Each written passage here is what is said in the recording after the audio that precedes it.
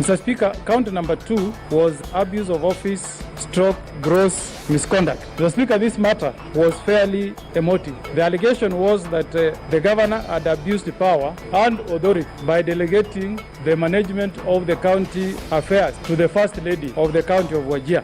Ousted Governor Abdi, however, told the senators not to approve the report. Mr. Speaker, according to me and my county, we have provided enough. I would like the Senate to look into this matter very carefully, to be humane and give us a chance so that we are able to serve the people of Wajir. And it's all systems go for the Bonchari and Juja by-elections. Some candidates set to contest in the Bonchari by-elections are Zebedia Opore of Jubilee, Pavel Oimeke of ODM and Teresia Bitutu of UDA. In the Juja area, the candidates include Susan Waititu of Jubilee, George Koimburi of PEP, Anthony Kiror of Development Chapchap, John Joroge of PPK, Kennedy Gashuna of NLP, and Eunice Weniru of TND, among others. IBC has called on area residents to turn up in large numbers from 6 a.m. to vote. US President Joe Biden has voiced his support for a ceasefire after 8 days of violence between Israel and Palestinian militants in Gaza. Biden told Israel Prime Minister Benjamin Netanyahu that US was working with Egypt and other countries on halting hostilities. The conflict is now in its second week with little sign of ending. At least 212 people, including 61 children, have died in Gaza and 10, including 2 children, in Israel. Police are investigating an incident where 2 bodies of a middle-aged woman and her 9-month-old son were found in a shop in Nyamira County. Police say that they are investigating the matter, but people close to the woman say that she had a history of epilepsy and may have gotten an attack which led to her collapsing on her son, a situation that led to them both dying. And in sports, Hurricane has reportedly told Tottenham that he wants to leave this summer in a huge blow to the club. That's the Newswire. I'm Leah Ubaga.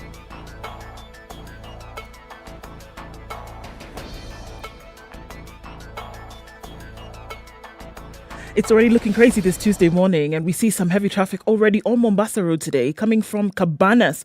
It's already quite thick going towards General Motors, and we know that there is the mess that is Bunyala Road, the roundabout, coming to and from Nyayo Stadium. It's going to be an interesting morning. We're going to keep our eyes open and see what's going on here, but if you're already out, you know that you might be stuck for some time. Unfortunately, some accidents have already happened there, but we're going to keep an eye on things and see how they open up this morning. All right, coming on to Thika Road, Kiambu Road is also starting to snake along, moving at a snail pace this morning. Let's keep an eye on things as well. It's opening up right now. Remember, you can get in touch. SpiceFMKE on Twitter. We want to see what it looks like in your neck of the woods. Are you stuck somewhere? Have you found a good route? Let us know. Text us as well on 40127.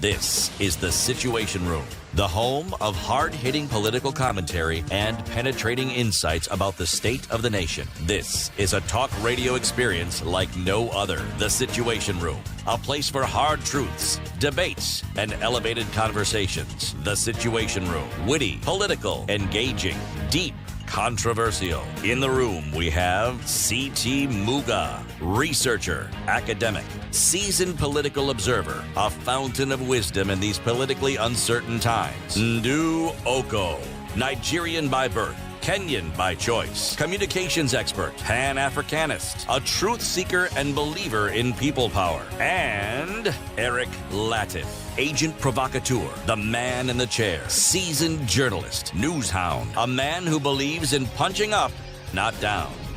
This is The Situation Room. Good morning, and how are you doing this start 18th day of May 2021? Welcome to Kenya's biggest conversation, The Situation Room. It's a lovely morning. Is it just cold in here or is it cold out there? I'm not even sure anymore. Is it a cold day or is it not? It is actually a cold day. It is, huh? It is a cold day. Okay. What we sometimes forget is that we are actually getting accustomed to the cold. It's been a cold season. These mornings, these aren't your average garden variety cold. No. This is cold. This is it. Aye. Hey. Parit bwana. Ndu, Yeah. are you well? I am well, thank you. Good morning. What's different? How? City, what's different? About Ndu. this morning. Some of these changes that you perhaps see in the members of the fairer sex, they are changes that are perhaps more spiritual than actually physical. All right. So what you're looking at may be a spiritual moment that our sister is actually going through. Okay. Yes, What is because- happening? I don't understand. Because she's looking very contemplative this morning. You look. So Spiritually one different. wants to ask what it is that she read during her quiet time this morning. Yes, because she's still clearly mulling over it. There's something. You've got some je ne sais quoi. You really have to do this, you guys. Every morning, you have to make a statement in French, knowing full well I cannot participate in the back and forth in French. Let me come to your aid, Titi. No, I am actually going to be speaking French from now. Voilà. Even me, I'm going to make Continue, a statement. Voulez-vous? Voulez-vous? Voulez-vous aussi, monsieur? Yes. Avec moi. No. That is something else. Hey. Wow, yeah. Voulez-vous toi aussi? C'est ça. You're well. I'm all right. I don't understand what it is you're talking about. There's a glow. City, how are you? I'm very well, thank you. Uh-huh. Yes. Good. The thing that is interesting about this country that we live in, I'm going to make a stupid statement. Let me start again. The interesting thing about this country that we live in is that it's an interesting country. The stupid thing about what you've said. Is that it's a stupid It is thing. stupid.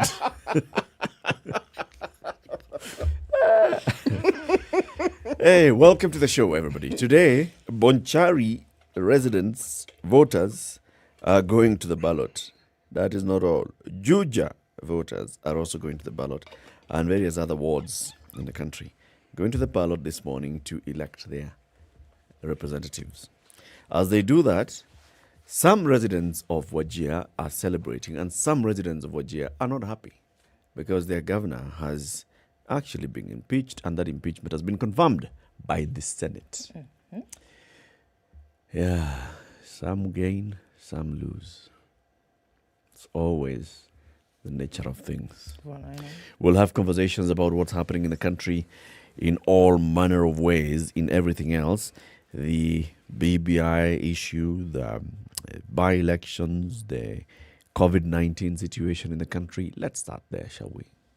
All right, so let's look at what it looks like in the world today. Right now, 164,272,595 COVID-19 cases around the globe. 3,404,279 deaths been reported so far around the world, and those numbers continue to rise, albeit not as rapidly as they have been in the last few months, but we still see that those numbers are quite high. So the United States, again, still with 33 million cases. India still with a high number of cases at 25,227,970. All right, so let's bring things home, where there are a number of balls up in the air right now, and people are talking about so many different things. Running out of vaccines, well, yes, clearly, but in terms of what we had in the first place, we only had 1 million and some odd vaccines that the government had talked about. Of course, they were going to run out. It was 1 million. What did we expect was going to happen? And there's a population of 47 million people. The Ministry of Health has been clear that the intent is to have the entire adult population vaccinated by June 2022. If things are going the way they are currently, it might take just a little bit longer than that, but we're going to have to wait and see, right? The World Health Organization now is asking vaccine-producing nations to distribute COVID-19 doses to poor nations within the next 3 months. It's almost as though they've put up an ultimatum saying this has got to stop. What we are seeing now cannot continue. It cannot be that on this globe, when we talk about the world being a global village, let's help one another, etc., that on the same continent there are two countries so different, one that has an excess of vaccines and is actually paying their people to come out and get vaccinated, and another that has not even received one. vaccine. So the World Health Organization now is saying, you know what, we've got to do something about it. It wants rich nations to guarantee access for 92 low and middle income countries to at least 1 billion doses by September under the COVAX Gavi Advanced Market Commitment, and agree to voluntary licensing and technology transfer. So they're hoping that they will sign this commitment and that by September, you will give some of these vaccines that you're basically what the World Health Organization is calling hoarding. And that they've also said if actions on this don't occur within the next 3 months, a waiver of intellectual property rights should come into force immediately. So what came first? The WHO warning or America's benevolence? Well, President Joe Biden announced that in the next 3 months, they will be distributing vaccines, which is equivalent to about 13% of all vaccines produced globally. Right? In the next 6 weeks, they're going to be giving them out to the rest of the world, 80 million doses of vaccines. So what came first? The chicken or the egg? Is the WHO basically issuing an order and then America responding immediately, or is WHO looking at what America is about to say and then demanding you the know same what? of the rest of the nations? This is actually what we You think is should a give- good idea. should give vaccines. Because the big boys already said I'm giving vaccines. WHO doesn't have any manufacturing capacity. It doesn't. Neither does it have any executive capacity to actually demand and actually see the demand that is reached. They have to negotiate with people who donate these things or people who make these things possible. What they can do is something that the world needs, is giving us a global perspective of certain things and being like a referee in getting to ensure that we actually understand what is happening globally. Yeah. That's as far as it can go. And then they can tell you that given these circumstances, these are the things that we propose or we recommend should be done in order to ensure the safety, to ensure that we get to the goal that we want to. That's what they can do. Now, sane, sober-minded leaders of countries that we refer to as rich, understanding this and understand that the benefits that they can derive from this, will then comply and say, okay, folks, I think this is something that we can do. This is something we can follow. But the same advice that is given by the WHO, because it has at its disposal data, information that perhaps other people don't have, they will also follow it. But as to make a decree that will hold in the absence of the support of the powerful countries that donate to its functions. So politically speaking, what came first? The chicken. And who's the chicken here? Biden? The chicken. Or Dr. Tedros? It's not, chicken here is plural. The powerful countries came first. Yeah. Yes. It's like someone telling me that the UN decided. The UN can decide all it likes. Okay? To understand the structure, there are countries on this planet that have what you call veto powers. So everybody can talk, decide. That one country says, no, forget about this. You know, it's done, finished. This is what we want to do. End of that particular story. So it's a reality that you understand even with something like what the WHO does and the powers that it has. So now, with Biden going all out here and saying we're giving out these vaccines, this will be more than any other country has ever donated in this particular cause and all. What I would look at is what is he reacting to? Is it WHO or is it what China and Russia declared not too long ago? What exactly are they reacting to? And remember, if you're talking... So politically speaking. Yes, Biden. politically speaking, Right. what exactly is he responding to? Yeah. Okay. It's not just benevolence. There's something No, else. No, of course not. Far from it. No. Far from it. It would be nice if it was just that there was a gesture here that was, coming to the rest of the world and there was nothing else that was underlying. But unfortunately, it's not the case. I mean, look, Benevolence rarely walks alone when we're looking at geopolitical situation that we have in the country right now, look at the hotspots. Let's leave COVID aside just briefly and ask yourself, if you're talking about where America has key interests, Middle East. With what's happening in the Middle East, do you really think that Russia is going to sit back and not be involved in it in some way or the other? They will be involved. They may not shout about it, they may not make noise about it, but they will be. Okay? So, anytime a country that has been heeing and hawing about a certain thing suddenly comes to a definitive decision and says, this is what we're going to do, you have to pause and ask yourself, okay, what has happened? What's Suddenly, going what on? has happened? Because the situation that we're dealing with didn't start existing not yesterday. new. It's been there for 2 years, going to 2 years now. Not new. No, it's not new at all. Yes. Now, the only thing is that Of all those vaccines that America will be donating, I don't know how much of it will be AstraZeneca. A lot of it will be Pfizer, Johnson & Johnson, and Moderna. So those of us who have one shot in our veins of AstraZeneca. Oh, no. It isn't all doom and gloom, Erica.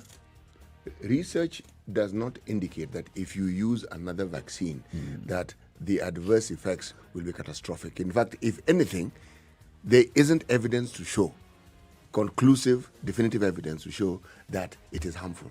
It's just been encouraged that if you start with one, you finish with the same. Yes. It's been encouraged. Someone says, kula ndimu, weka Moderna. Yes. They neutralize. Actually, if you ask Kenyans, they'll tell you, tangawizi, majimoto. Okay? And then you're fine. Kama unaweza, kukumba. Otherwise known as cucumber. I was like, cucumber. So what is kumba? 17 minutes after 6, Kenya's biggest conversation. Time for us to take a break. Okay, we'll be looking at the newspapers shortly, and we'd like you to look at the newspapers with us. Just go to the Standard e-paper. That is e-paper.standardmedia.co.ke. Go to the landing page, click the login icon on the top right corner of the screen, enter your username and password and proceed. Then you can also log in using your Facebook or Gmail account credentials. Once you do that, select any Read Now button on the editions on the homepage. That leads you to the subscription plan page. Select your payment mode, M-Pesa or card. Enjoy reading the Standard e-paper. With that, you get all the benefits of getting access to all the stories in the paper with a limited offer of 10 shillings per day, complimentary 10-day access to e-paper archives, that's previous editions of the Standard e-paper, and many, many more. That is e-paper.standardmedia.co.ke. Good morning.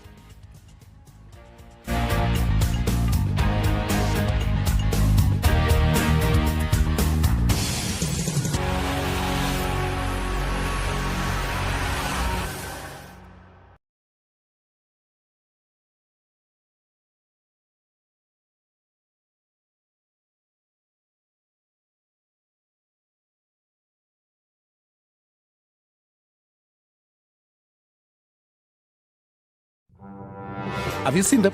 Am I lying? Yes, it's a very nice outfit, I must say. Good Thank job. you. Asante sana. The compliment is well received. Good morning and thank you. Evan Wasingishi was asking me what channel is SpiceFM. 96.7. Tell them that, right? Yes, now they know. Thank you. It's a pleasure to be here. Pleasure to have What you. a beautiful studio, my friend. I've been to other radio stations, but I've never seen anything like this. Thank you, and it's very nice to be in a modern studio. Absolutely brilliant. And I have to say, it's a very cool ambiance here in your radio room. Just for our listeners, I think it is below zero in this room here. Very Swiss temperatures. SpiceFM, Nyeri. All right, The so we are weather looking at with- cloudy conditions in Nairobi this morning at 16 degrees, highs of 24 and lows of 15. High chance of rain for later on in the day. Rain showers in Nyeri at 16, highs of 23 and lows of 14. 15 will be the low. It is Nakuru, and that's what it currently is, with mostly clear conditions, highs of 25. 24 will be the high in Eldoret. It's 14 degrees and clear. Light rain in Kisumu at 19, highs of 28. And in Kakamega, it's 18 degrees and clear conditions, highs of 27. 31 will be the high in Mombasa. It's currently clear at 25. Clear conditions in Malindi at 27, highs of 31 and lows of 26. We're looking at a high chance of continued rain in Kampala, where it's showering this morning at 21, highs of 26 and lows of 19. Clear conditions in Dar es Salaam at 23, highs of 30. And in Johannesburg, it's 6 degrees and clear, temperatures dropping quite considerably so, highs of 20 and lows of 8. Lagos is raining this morning at 27, highs of 31 and lows of 26. 31 will be the high in Kinshasa, where it's raining at 23. It's warming up, still quite some in Beijing at 29. We'll see highs of 31 and lows of 16. 16 will be the high in Paris, where it's cloudy at 11.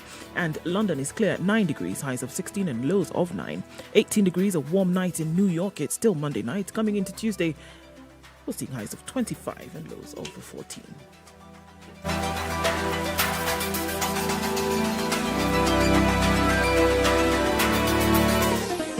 Chilled Spice.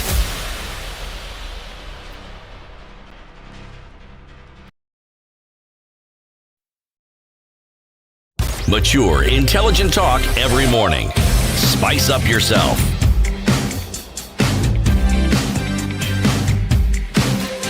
21 minutes after 6. Mornings. People are online. Kikuyu is tuned in, and that's where Kamal Anthony is this morning. Beta Ashley tuned in from Machakos. Good morning, guys. Wakoli Dasan tuned in from Namwela Ward, CDC constituency in Bugama County. And he says hi to Ruben Lubano. Okay. The show is on top. Big up, guys. Be blessed. You too, sir. Hello, Ruben. Robin Bogo tuning from Mombasa today. And Vincent Omondi is tuning from Kisumu. Good morning, guys, from Kisumu as well. That's where Victor Ochi is tuned in from. Moses Gashari is tuned in and says, New World Order. So Africa has always been a spectator. We invest in documents, not innovation and science. Very interesting. Muheba Vidal is tuned in this morning from Champala. And Jose Mainanduhio tuned in from Malindi. Okay, so Jose says that his phone has not been picked up. John, pick up his phone. Kamau Anthony tuned in this morning and is waiting for the new news as usual. Kaptumo Bitak, wow, okay, somewhere I've never heard of. Kaptumo Bitap Keben Village in Nandi County. That's where Collins Rono is tuned in from this morning. Muranga County, Kiharo constituency, Wangu Ward, Wanjengi Village. Wow. Specifically, is where Michael Wangenya is tuned in from this morning. Another beautiful day, says Wanjohi Jemo. Good morning. And Bakasi is locked with James G. Good morning, everybody, and karibuni nyote. Karibuni sana kila mtu. Okay, City, today's proverb. And that's a Canadian proverb. Right. Prayers of the prey have no effect on the hunter. Are you sure? Let me read it again. Prayers of the prey have no effect on the hunter. Yeah, you just say that. Well, actually, I have just said that. Where's Sema to You can't even say it again. Well, let me just repeat it. Yes. For good measure. Prayers of the prey have no effect on the hunter. Okay. What would the prey be praying for? Don't kill me. Okay. Don't eat me. If the prayers are answered, what has happened? You spared the life of ask the yourself prey. a simple question. What if the prey is praying for roles to be reversed? That it becomes the hunter. Yes, and the hunter becomes the prey. So it has an effect on the hunter. No, it has an effect on the prey. The The ones were hunter praying. becomes a hunted. So there's an effect on the hunter. Yes. It doesn't have an effect. It's just the prayer. What are the effects? Remember, we're talking about what If the prayer comes true. Should it come true? Uh-huh. Now, you see, once you say should it, then we are in the realm of possibilities. Is it possible? Hey, that philosophy is hitting my head. Sheesh. Okay. Okay, then why don't we enter a realm that is easier to navigate? No, it's okay. We can navigate Just it. take It's it just by faith. So where is this proverb from? The continent of Africa, of course. Africans think more cleverer than that. This particular proverb is a profound. Hey, sheesh. Wow. This proverb, it's deep. It's deep. It's very deep. Okay. Let's look at the headlines as the proverb sinks. Where do you want to start? I don't even know where to start, but okay, let's just start somewhere. anywhere. Court throws power plan into a spin. That's what's on the front page of the Nation today. Last week's judgment declaring the bill to change the constitution null and void has scuttled a deal for an anticipated super alliance, which was hinged upon the proposed creation of new executive positions. So many things are in the offing now as a result of this court ruling. So, how it has scrambled Uhuru's succession game plan is what we are being told today. So, the succession game plan has been scrambled by the High Court. And scuttling the BBI proposed constitutional changes, creation of a new executive position is crucial to a power-sharing deal for an anticipated super alliance, and the referendum campaigns equally offer a dress rehearsal ahead of the elections next year, according to political analysts and members of parliament. Apart from forging a working relationship with opposition leader Raila Odinga following their 2018 truce, the president has also rallied party leaders Kalonzo Musyoka, Musalia Mudavadi, study Moses Wetangula and Gideon Moy into the pro-BBI group that observers say was looking towards referendum campaigns as a springboard to presidential polls.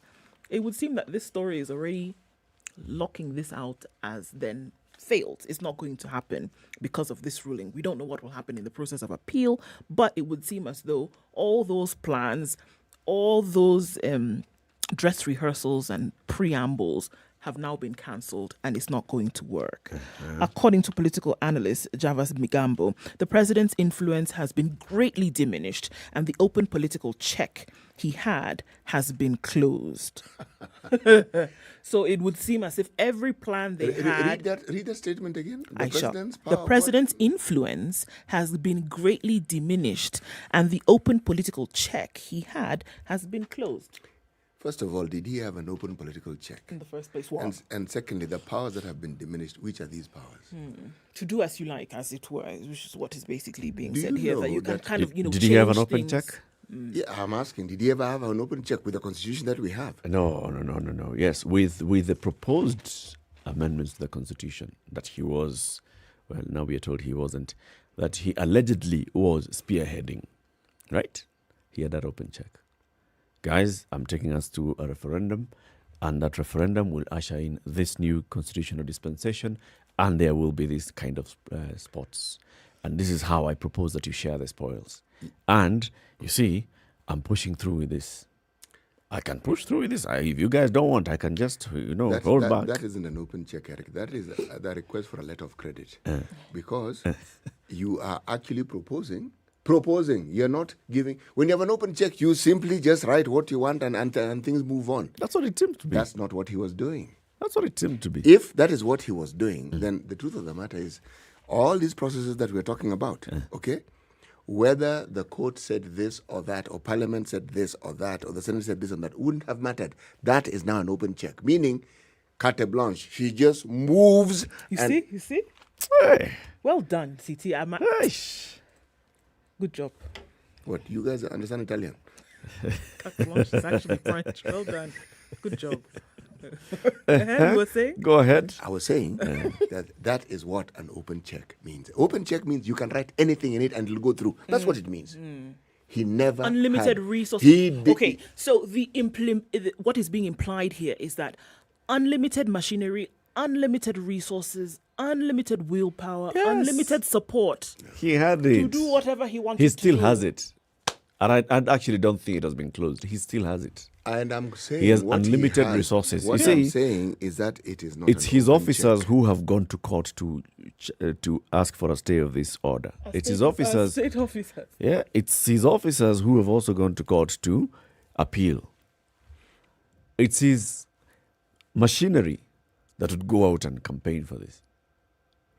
Let me just repeat again. Even if his machinery does what they're doing and introduce a new dance, he doesn't have an open check. People who have open checks are people who are called dictators, genuinely, meaning they say it is law. Tomato. Yes, no, this isn't tomato. Some people would say, okay. Potato. No. Okay, so if you're talking about tomato. Dictator. Wait, is it a fruit or is it a vegetable? Unlimited resources. Tomato. Is it fruit or is it vegetable? It's actually classified as a fruit. Precisely. Now, most people know it's a vegetable. Imagine. Does it change the nature of that particular Nyanya si mboga. Here we go. Mboga tunajua nyama, sukuma, samaki. Hiyo ndio mboga. So lost. Nyanya sio mboga. 6:30, time for us to take a break. Take a look at traffic. So it's chaos, all over once again on Mombasa Road. As you do that, jobs.standardmedia.co.ke, please visit that today. Remember, jobs.standardmedia.co.ke is this portal where very many people who are looking for employees, such as yourself, qualified and skilled people, have advertised.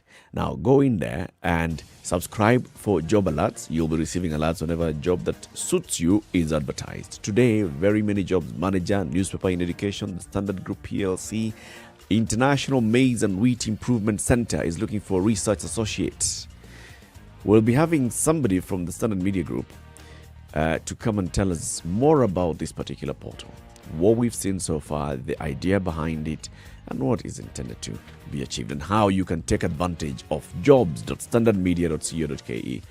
As our boss comes, make sure that you've already logged in, okay?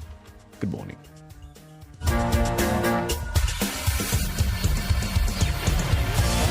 "24/7 around the world, non-stop. This is Spice FM.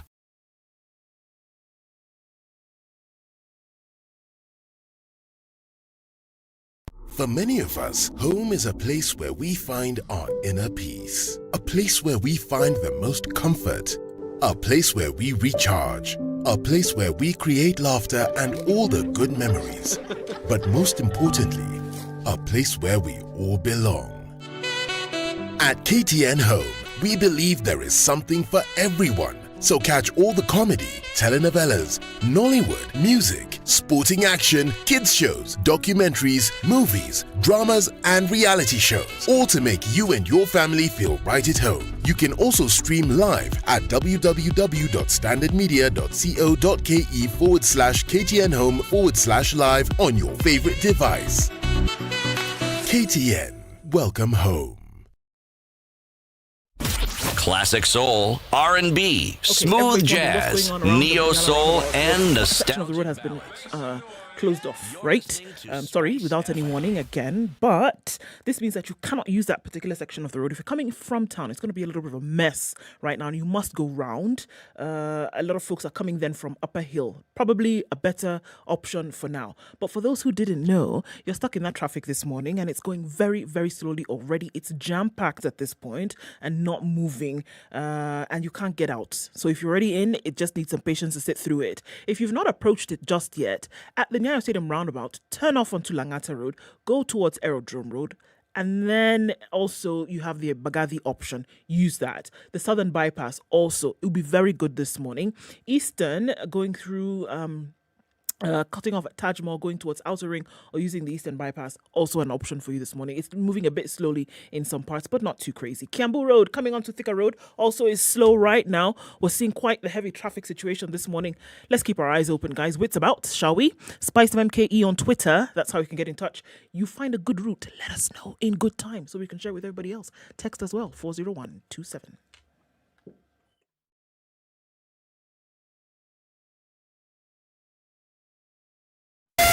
Spice FM, Malindi. Mature, intelligent talk every morning. Spice up yourself.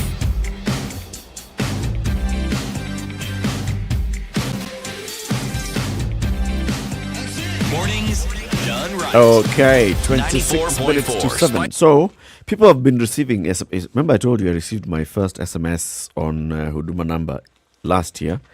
Told me, select where you'd like to pick your card. I selected and said, Westlands. Then in February this year, they told me, you said Westlands. Yeah, go pick your card. Then you went. Up to date. No. I have not gone. For one reason or the other. You know, it's been raining. There's a lot of traffic. You know, there's road construction. It started raining last week, 2 weeks ago. No, there's road construction. There are short days. There's been curfew. I have very many reasons why. Now, people have started receiving SMSs, and they're telling them, you see where it says your home district is on your ID. Go there. Go pick your card there. Get out of here. Yes. So now? Eric can go to Westlands. Me, I already said Westlands. So other people, where? Millions of Kenyans have been left dumbfounded after being told to travel hundreds of kilometers to collect their cards. Previously, the recipients would be asked to choose where they would want their cards to be sent. But now the cards are being sent to one's location as stated on their national ID card. That's not all. The government, which started mass distribution of the cards in February this year, has been sending applicants messages on their mobile phones to go and collect the cards. But the messages, some say, are unintelligible. Some of the people who spoke to the reporter Hilary Kimuyu of The Nation said the card is not a crucial document and they would not waste their time or money to go and pick the documents. Well, Mr. Kibisho, that's not the reason I've not gone for my card. According to Embakasi Senior Assistant County Commissioner Peter Yego, It's worrying that people do not want to collect the cards. He admitted that the messages sent to Kenyans were not clear, saying officials were in talks to ensure the text messages that will be sent out will be clearer. What are people receiving?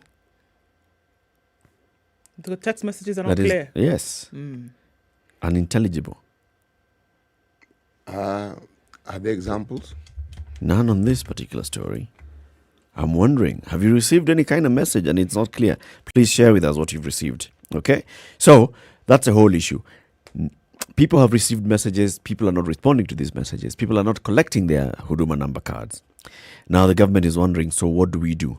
Now, because you did not respond to that initial message of saying where to collect, the government is now left dumbfounded and stranded. So, it's just looking at, where are you from? Let me send your Huduma number to your chief. Go and collect it there. Problems upon problems. But I think I'll go and collect my card. Today? I hope it doesn't rain today. If it rains today, there will be a problem. Yeah. Okay. We'll ask you in the morning tomorrow and see. But now again, there's that issue on Bunyala. There's a issue. Go, Joe. Southern Bypass will help you get to us. As you're there, there are those who are looking for a puff of relief. Rastafarians push to legalize smoking marijuana in public. The push to legalize marijuana gathered momentum after the Rastafari Society of Kenya filed a petition to be allowed to freely smoke the banned substance without victimization. Does that article indicate the state of mind they were in when they were making that statement? They were probably a little bit, spiritually charged. There you go. They say they require this. It's part of their spiritual journey. Actually, the group, which says they profess the Rastafari faith, wants the law that criminalizes the use of marijuana declared unconstitutional, arguing that they want to be allowed to smoke the weed as a sacrament and connection with their creator. There you go. Through lawyer Shadrach Wamboi, RSK wants Section 3 of the Narcotics, Drug and Psychotropic Substance Control Act, which outlaws the use of cannabis sativa, declared unconstitutional for limiting their spiritual growth in accordance with Rastafari, their religious beliefs. See? We're not talking about just anybody here. We're talking about people who are the Rastafarians. This is their religion. This is their sacrament. Not just anybody here. Siti Muga, Brian Obara. No. Puff, people who pass. Puff, pass. This is their sacrament. Now, do you not want to allow them to exercise their faith? Right now, they're saying police continue to harass, intimidate, arrest, and cause persecution and even imprisonment of the Rastafari Society of Kenya members for privately growing and using cannabis for spiritual purposes. You can imagine, you come to arrest me and I tell you, look, it's for my spiritual growth and nourishment, and then you come and arrest me and harass me and intimidate me. This cannot continue anymore. I've got freedom of worship. I know. And for the sole purpose, it is for the sole purpose, watch this, of connecting with the Almighty Creator and for nothing else. You guys think we want to get high and have a good time? We're actually... Nope. It's taking us to cloud 9, which is closer to heaven. Okay, something a little less spiritual. Wajir governor impeached for misuse of 194 COVID cash. Some might say that is actually spiritual. 194 what? Kenya shillings million. Oh, million. Okay. There were other issues that were brought before the Senate. Yes. One of them was that his wife is the one who's actually in control of the county of Wajir.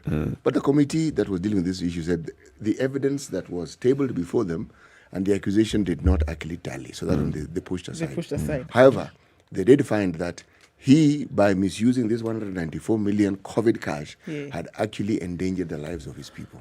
Yeah. He, however, protested and said, look, it was a minor infringement and not something that is worthy of impeachment. Yeah, not an impeachable offense. Just a small thing. Endangering people's lives just with this COVID thing, they're small, they're bigger things. Yeah. And after all, the other things that he has done, he has put up 53 health facilities. He has done many things. He has bought ambulances. Yes, exactly. He ranks Some of highly which break among down the from time to counties that time. are doing very well in terms of health response. Actually, yes. And if you're looking at the rating that has been given to them, the committee, however, did not agree. They said they recommended his impeachment. Quite simple. 15 counts, 14 dismissed, 1 out. See, this is what people forget. Huh? The law doesn't require you to actually be in a position where everything that has been leveled against you is one. Moja tu. One. But this is also a very, very, very political process. And, well, any impeachment is a very... The moment you get to the Senate, of course it's political. Even at the county assembly, it's a very political process. And the Senate is just there to be serve like a check on a referee against the excesses of a county assembly that wants to kick out its governor for whatever flimsy reasons. But still, it's all political. If you just look at it, they had one day for the county assembly to present its case, one day for the governor to respond, and that's it. That's enough for you to sit back and say, okay, so yeah, we heard, and all we heard is we agree. Is that one day? Is it the day on which they got the evidence, or did they get the evidence earlier? It's the day that everything is presented to them. Is the day they receive it, or is it presented to them? It's the day that it's presented to them. You see, how much time do they have before the formation of the committee and the seating of the committee? They don't even have much time. In fact, one of the committee recommendations was, I think we need a little bit more time. Because what we do in this Senate, we don't even investigate. We don't even have time to peruse. We just look at, okay, this is what has been presented. Does it meet some certain threshold? Does it not? And more or less, it just goes with the feeling. My gut tells me this guy is guilty. I think. If that is the lay of the land that you have decided or determined to function in, you ought to know it. You ought to know how it functions.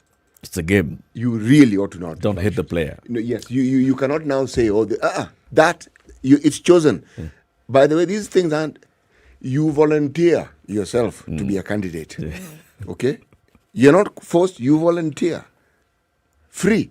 So, if that is the field that you're in, please understand to roll with the particular outcomes that you then face. Got to roll with the punches. Yes, it's part of that terrain.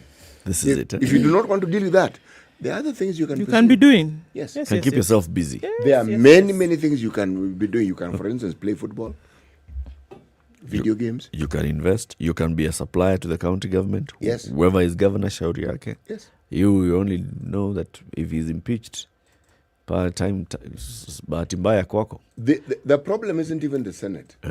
These are issues you sort out with your MCAs. It's a political issue. Yes, you sort it out with the MCA so it doesn't get to the Senate. Yeah. Okay. Because within that Senate, you'll find somebody comes from your county who may want that job that you have. And that is his home turf. And he's in the right clan. And you think he's going to be lenient to you? No way. No way. 17 minutes to 7. Let's take another break and remind you about the Standard e-paper. e-paper.standardmedia.co.ke. Have you tried to subscribe? Log on to e-paper.standardmedia.co.ke. You get onto the landing page, click log in. The icon at the top right corner of the screen. You can also actually log in using your Facebook or Gmail account credentials. Once you log in, select any Read Now button on the editions on the homepage, and it will take you to the subscription plan page. Choose a subscription you want. You can pay via M-Pesa or via card. Enjoy reading the Standard e-paper. The benefits include accessing the e-paper limited offer at 10 bob daily, full access to the Standard Insider premium content, access to the new exciting and informative magazine pullouts, accessing daily Sudoku and crossword puzzles, unlimited access to tender jobs, motto listings, daily bulletin with links to top 6 stories in the last 24 hours, and many, many more. e-paper.standardmedia.co.ke. Good morning.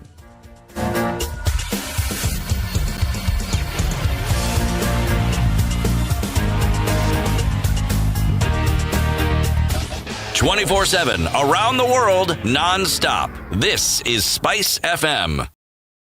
Hello. Halo, umesikia? Nimesikia nini?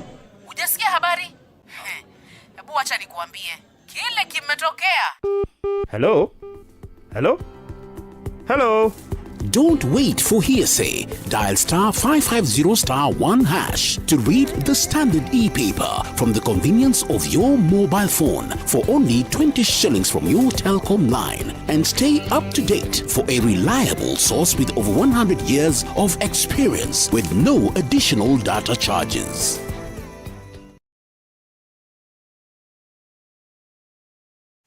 As the Kenyans are roared into the home straight here. 4 Kenyan queens have lit up this balmy Bahamian night. It's where the rivalry is unmatched, where the soul meets the track, where the great are distinguished from the good. An arena where the records are broken. A new world record. It's not just been beaten, it's been obliterated. A stage where the legends are born. For Team Kenya, the Olympics is more than just a sport. It is our tradition. It's an event that has put Kenya on the roadmap. The Standard Group lets you watch every minute and every action live in the 2020 Tokyo Olympics. Because we live for Team Kenya. We live for the game. At Standard Group, sports lives here. Mature, intelligent talk every morning. Spice up yourself.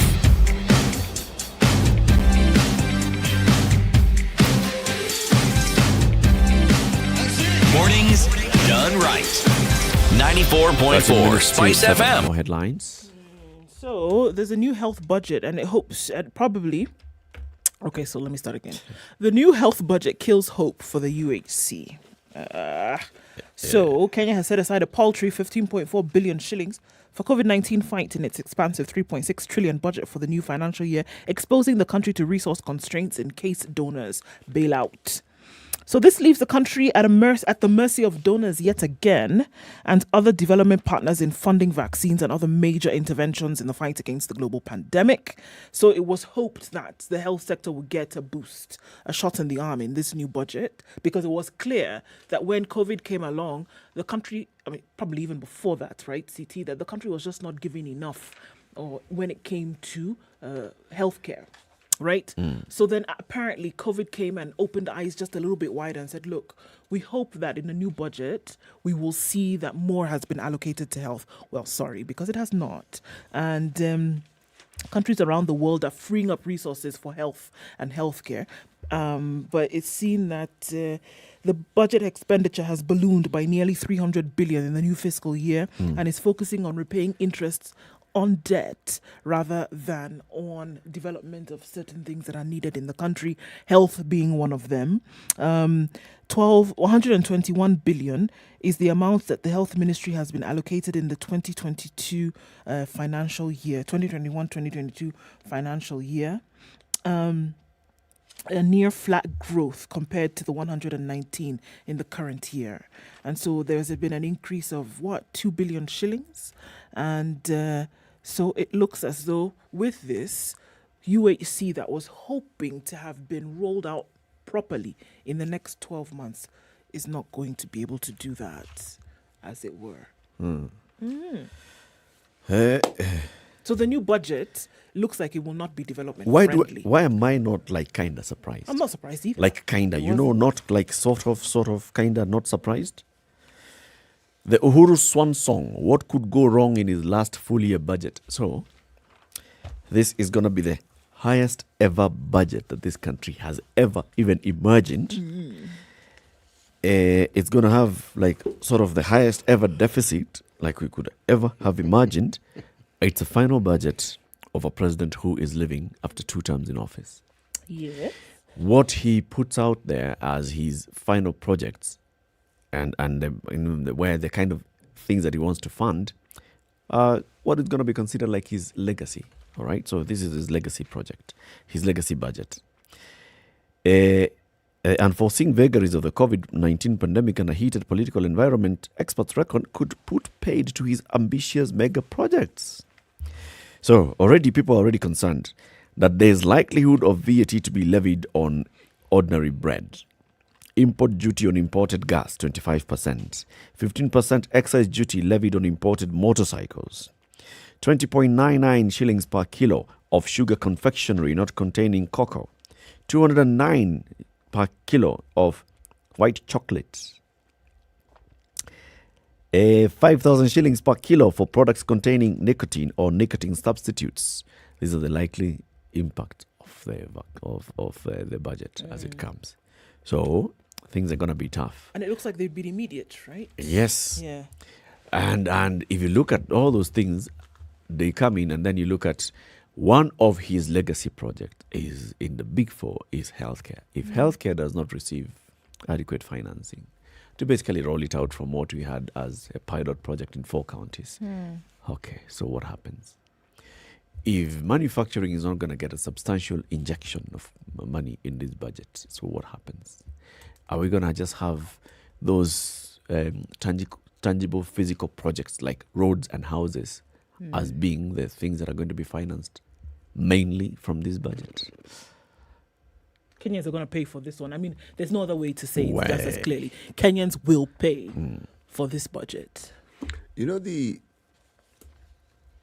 discussion, it's a discussion we've had for the longest time. It's like a running discussion. It's just that we look at different facets and different aspects of the discussion.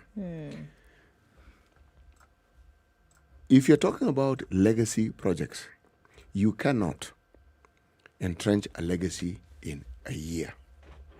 What you will do is you will simply add to what already existed. That this particular government went on some really crazy spending spree and didn't seem to understand that perhaps they need to apply some sort of balance to the whole equation of borrowing and spending. Established. That one, we don't need to add to it. That one is in the books, it's understood. Right? But then it's a bit tricky when you look at the big four agenda and you look at health, and then you ask yourself the question, yes, even as this is the picture, but you have a situation where one of the pillars, one of the things that the president is determined to see through as being part of what he has contributed to improving is health. It is devolved. It is devolved. So, even if you have a budget and the counties receive whatever they're supposed to receive, as we have seen with the COVID money, what control does the executive or the president have in ensuring that the things that ought to be done are done? Are actually done. If you're talking about manufacturing, you could say, yes, where do we see manufacturing in this country?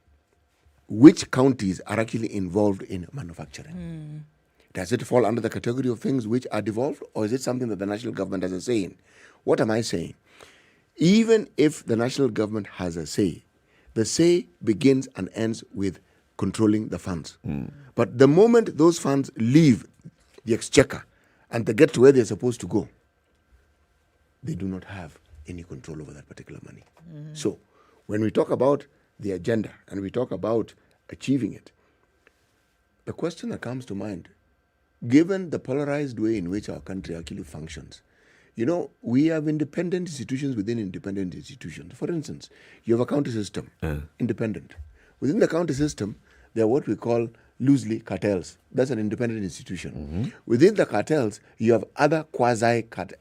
I mean, all these parts are moving, and often they're moving in different directions. Different directions, right. So the idea of anything being achieved, I almost feel sorry for the governor of Wajir. Because, unfortunately, he's probably been part and parcel of the sort of problems that any county in this country has.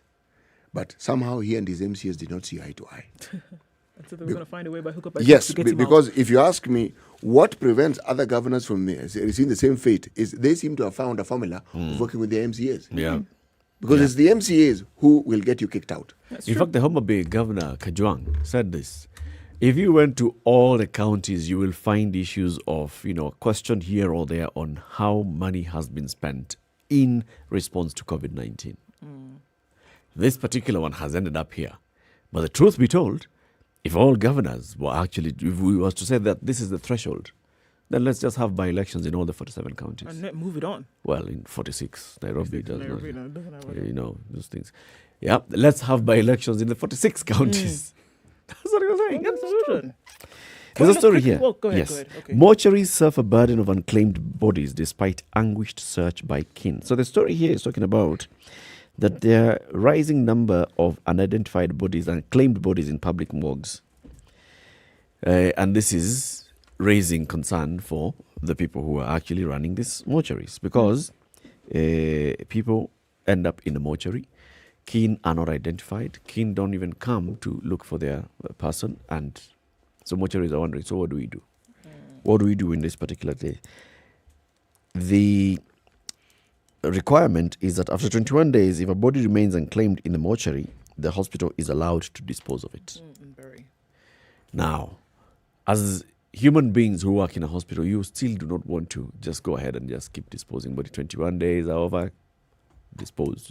You still want to just keep it a little bit longer. We saw the case of Kenyatta Hospital the other day. Yeah. They kept a body for 3 months. 3 months. Just hoping against hope that somebody's going to come. After you bury, that's when somebody comes. 4 months after you bury. After you bury, someone comes. Very quickly, what's happening in Gaza right now? Horror and fear as dozens of Israeli air raids pummel Gaza. Yesterday, a friend of mine who actually lived in Gaza for some time wrote this, and she said, I don't know what you know about Gaza. Before I lived in Palestine, I'm sorry to say that I hardly knew anything. Now it's in the posts and in the news, and I wonder if you know what Gaza. It's small, about 139 square miles.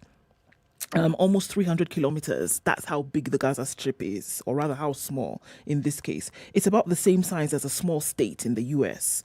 And I wonder if you know that it's one of the most densely populated polities in the world. In mainstream news, I see Gaza called an enclave for Palestinians. But I wonder, do you know what Gaza is? That Gaza is actually an open-air prison? The area is fenced, and its residents are not allowed to leave. More than half of them are refugees, not living there by choice. Of the 2 million Gazans, about 1 million are children. 95% of the population does not have access to clean water.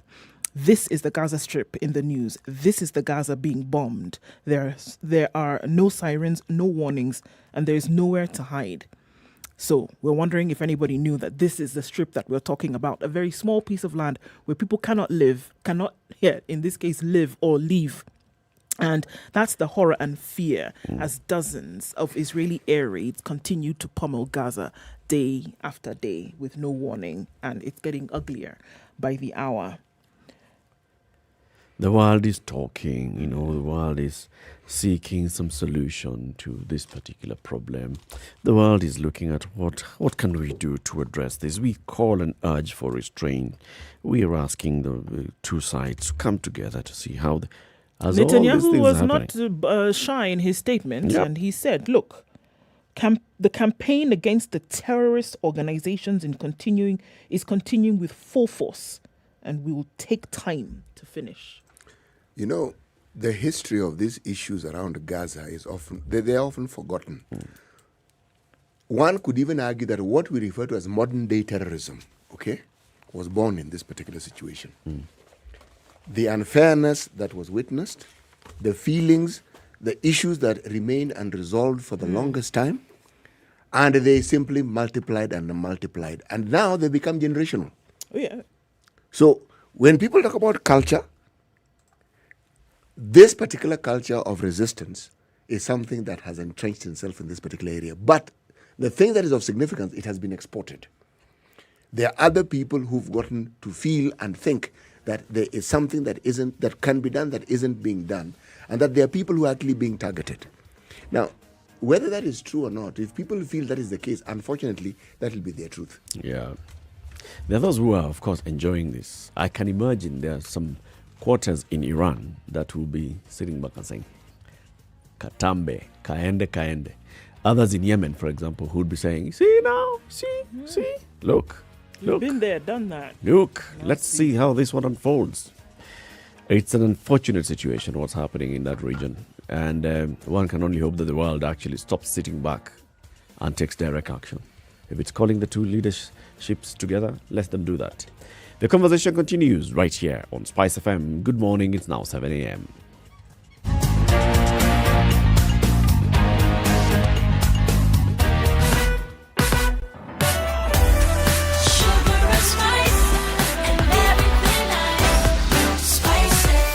Spice up your life.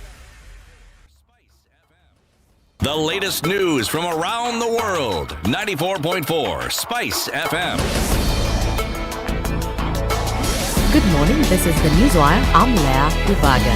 Voting has begun in Bonchari, Juja and Halai ward by-elections. IBC yesterday said it had finalized plans for the by-elections and assured area residents of a transparent and fair process. We have the returning officer here. He has briefed me, and I'm satisfied with the preparations which have been done. The clerks have been adequately trained. The POs and DPOs have been trained. The KIMS kids, as you can see, they are finalizing the preparations. All we're asking is the people of Juja to turn out in large numbers and vote for a candidate of their choice. In the Bonchari parliamentary race, fierce competition is expected to be witnessed between Jubilee candidate Zebedio Opore and Pavel Mike Oimeke of ODM to succeed the late John Oro, who passed away 3 months ago. Wajir Governor Mohamed Abdi has been removed from office. 25 senators last night voted to approve a report by the committee investigating allegations of corruption and abuse of office raised by Wajir ward representatives against the governor. However, 2 senators voted against his removal while 4 failed to participate. The action of the Senate means that Abdi is not allowed to continue serving, even though he is free to appeal against the decision. The chairman of the committee, Senator Okongo Omugeni, briefed the senators on the issues raised by the Wajir Assembly, which led his committee to reach the decision. Mr. Speaker, count number 2 was abuse of office / gross misconduct. Mr. Speaker, this matter was fairly emotive. The allegation was that the governor had abused power and authority by delegating the management of the county affairs to the First Lady of the County of Wajir. Ousted Governor Abdi told senators not to approve the report. Mr. Speaker, according to me and my county, we have provided enough. I would like the Senate to look into this matter very carefully, to be humane and give us a chance so that we are able to serve the people of Wajir. The number of people with COVID-19 who are admitted in ICU is now at 108. The Ministry of Health says that 93 are on oxygen support and 15 patients under observation. Sadly, we've lost 10 people in the latest reports released in the past 2 days. However, the number of recoveries now stands at more than 113,000 after 262 patients recovered yesterday. 345 people have been electrocuted in the last 3 years. Kenya Power attributes about 74% of the deaths to bad public practice such as illegal connections in slums, vandalism and way-leave encroachment. The company says if Kenyans continue to be involved in illegal connections that result in electrocutions, there's a risk of these numbers increasing in the near future. And in sports, Tyson Fury has been ordered to fight Deontay Wilder for a 3rd time, casting doubt of a proposed August super bout with Anthony Joshua. That's the Newswire. I'm Leah Ubaga.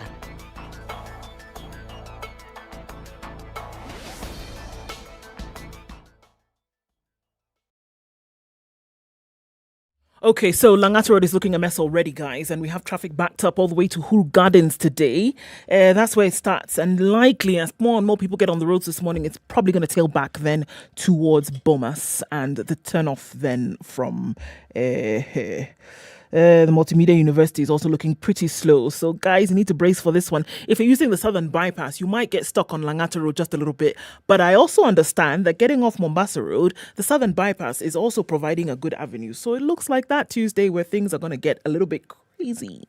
Coming off Thika Road also is quite slow. Kiambu Road is backed up as well, moving very slowly as you're trying to get towards Muthaiga Square. It's going to take some time to get off of that one as well. So everywhere you look, guess what you see? Traffic. That's true. Mombasa Road is a totally different story. We have the pocket of traffic just before the General Motors. We have this drama that's going on around Bunyala Road. So no, it's not for the faint-hearted this morning. There's also the option of staying home. But if you're already on the roads, patience, guys, patience. And please be careful. SpiceFM KE, that's where you can talk to us on Twitter. Text on 40127 as much as we can. Let's keep things moving this Tuesday morning.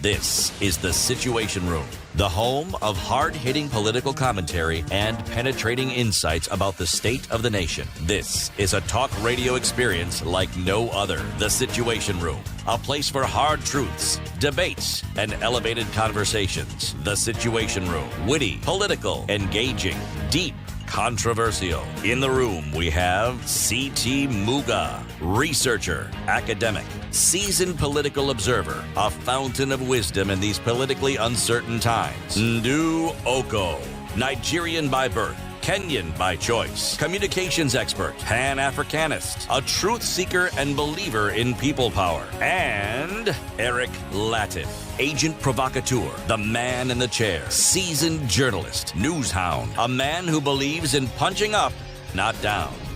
This is the Situation Room, the only way to start your day. It's 5, coming up to 6 minutes after 7 a.m. This is Kenya's biggest conversation. Thank you very much for staying here. This is the second hour of the Situation Room. We will be here until 10 a.m. Let's begin the hour with the day's proverb. CT. Prayers of the prey have no effect on the hunter.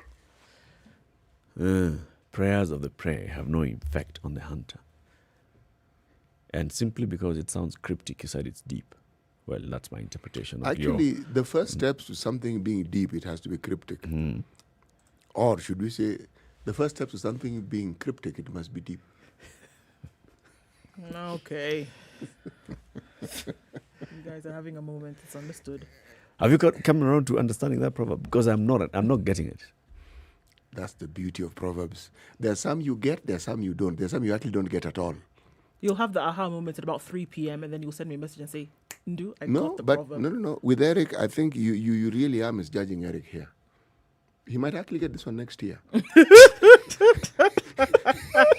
Ouch. Nicholas Siwatom is the Chief Talent Officer at the Standard Group PLC. He joins us now in the studio. Nicholas, good morning. Good morning. Now, unasikia how the kind of things that my colleagues take me through. This is what I go through on a daily basis. Wow. Yeah? So when I come to you and I say, I require some hardship allowance, you can clearly see the hardship. I can see. Thank you for having me this morning. Thank you for joining us. Yeah. Before we get into the conversation, do you get that proverb? I was just imagining if you are the prey, you just pray that tomorrow morning I'm not breakfast, but you will still be breakfast, right? No, you may not. Your prayer may be answered. Well, depending not on for what the that prayer hunter. is. Please let me go easy. I do not want to be breakfast tomorrow. But if I must, let them swallow me whole and not bite. Don't give God bats. Just tell him. The prayer actually comes with conditions, no? Yes, no. The God that most people believe in is a God you can actually have a discussion with. So, if this particular animal is praying, then clearly he's praying to the animal God, and he can hope that his prayer is directed towards a God who actually allows debate. Yes. The outcome of that prayer has a direct effect on the hunter. Because either God answers the prayer that you will not be breakfast, so hunter does not get breakfast, or if it is thy will, dear Lord, then let them swallow me whole, then it also has an effect on the hunter. But Eric, you keep insisting that is the only prayer. And I suggested, perhaps the prayer is praying, God, you just make me a just hunter. reverse our roles so that I can be the hunter for just one day. Jobs.standardmedia.co.ke is an online portal by the Standard Group where very many jobs are listed, and we've been encouraging you to log on to the portal, see the jobs that have been listed, find the job that is relevant to you, apply. If you don't find any job that's relevant to you, then you can also subscribe for these news alerts. You'll be receiving alerts on your SMS or your email whenever a job that's relevant to you is posted as well. Now, Nicholas is here to tell us more about this particular portal. So there's a lot that people will ask. So, but why did Standard Group decide to become like a jobs portal? Yeah. Okay, that's an interesting question because we've been carrying out some career fairs as Standard Media. We did some in Nairobi, KICC last year. No, the other year. We've done in Nakuru this year. And there's one coming up this May. And through these career fairs, we realized that, the youth, mainly between the age of 18 and 35, do not know where to find these jobs. So they go to the website and just, type and keep typing a certain type of job, and it's really difficult for them to identify where to find these jobs. And Standard Jobs, therefore, was created. It's a website where we list not less than 150 jobs on a daily basis. And the jobs listed are specific because we want to target the fresh graduates, people who have finished their diploma, certificates, university degrees. So these are ages between 18 and 25, 30. We also target, middle cadre, those people who have just gotten jobs and want, career change, 2 years, 3 years experience. So mainly people around 35 and below. And those are the jobs that we try to list. And we list them for free. And therefore, a job seeker at this age at this age group is able to, come to their website, scan through the jobs that are listed. And if they don't see a job that is relevant at that time, they can subscribe. And the beauty of it is you will get an alert for a job that is relevant to the area that you want, so that you don't have to be checking every day. But you can check, once a week or something like that. Yeah, but you get the alert. Yeah. So when this idea was mooted, like you've explained, is because you went around and you identified the need. Yes. This is what people are going through, looking for jobs. They don't know where to start, especially those who are just new entrants into the job market. They don't know where to start.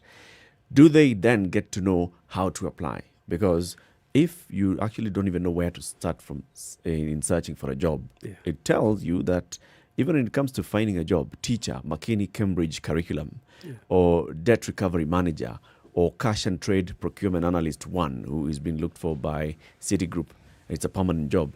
So the application process, how does one get to know this is the best way to actually present myself so I can be shortlisted for this job? Yeah, on the website, that's Standard Jobs, we also have a link where we provide career tips. And these career tips are very unique and very specific to, these young people who have not applied for jobs before. They have had a CV, they have just copied somebody else's CV, they've been given a structure and they're just filling it there, and they're using the same CV to apply for all type of jobs that they find. And so we give them career tips, various types of career tips. One, how to write an application letter, how to draft a CV, how to go for an interview, how to answer certain type of questions that are common in an interview, just those kind of tips. That's what we provide on that as well. Okay. So you can learn a lot apart from just looking at the jobs that are listed. You can also learn something from the career tips. And we upload 2 to 3 articles on a weekly basis. And also having the standard newspaper, we also get articles that are also appearing on the standard newspaper that are related to jobs that guide or advise. Could be jobs around how to start an entrepreneurship job, business, different type of careers, whether personal or when you're applying, we now put on that website. So you can be able to get very rich content from that. So, it's clearly something, Nicholas, that is appealing to people in terms of, yes, offering jobs that are available that you can apply for, and then also offering information that you can then use. So it seems like an age-old question. A lot of people would apply and they say, okay, well, I never get picked, or I never get selected, I never get called for an interview. By golly, what am I doing wrong? So you've seen 1,000 people in a very short period of time come through the doors. What is the one thing that you would say people need to put on their CV that grabs your attention? Now, the problem is having a generic CV. That's problem number one. Just having a generic CV which you just send to every job that you see, whether it's a procurement job, an accounting job, or because most of the fresh graduates, they're actually versatile. They can work in a bank, they can work as a customer service, they can work in different roles. So you just use the same CV and just send it through. Yeah. And when the recruiter, for example, if I'm the recruiter and I'm looking at it, I will not be able to, it will not be appealing to me because I have a job profile which I am filling. So I look at the job profile and check what does this job profile require, and can I see it on your CV? Yeah. So if I don't see it, I put it aside, because if the minimum requirement, for example, is a degree, and all of you have degrees, you are 100. All of you have those degrees, basic degree. So I'm looking for something different that will enable me to shortlist you. So can I see that on your CV or in your application letter? And I will not see it if you did not apply it with purpose. Because if you apply with purpose, it means you're looking at the job you're applying for, you're checking what organization is this, is it an NGO, is it a financial institution, is it a service industry, what are their culture, are they strong in customer service, what will I be required to do in this job? And you try to demonstrate that in your CV or in your application letter, that you actually have those skill sets and you have applied them somewhere. Yeah, so you have to really tailor-made your CV. So we recommend that have your CV reviewed by a professional, somebody who really understands something about recruitment, just to give you tips on, this is the job you're applying. Make sure that you talk about this, and it has to be at least areas you have experienced. Yeah. And you see, for fresh graduates, they may not have the kind of experience other people will be looking for.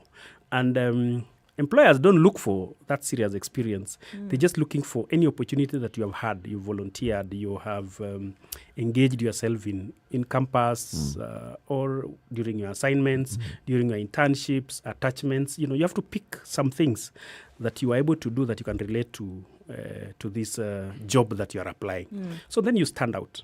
Yeah, that's the first thing, because your CV and application is the first person that appears at the recruiter's desk. Yeah, before you come, before you are invited for the interview. So it must represent you well. If it doesn't, then you will miss that opportunity. Sure. Yeah. So, please go ahead. Okay, so then you show up, Nicholas, and this individual shows up for the interview. You've seen something on the CV that clearly is of interest. Yeah. So what are some of the things that you're looking for this person to say, or that will convince you or convince any recruiter that, okay, this person is the man or the woman for the job? Yeah. Now, you will find like you are interviewing 10 people for one job position or 5 people for one position, and it's competitive. That's number one. So if you're applying a job in a certain organization, do you understand that organization? Have you had any interest in researching around that organization? If we ask you, do you know our values? What business are we in, for example? Do you understand?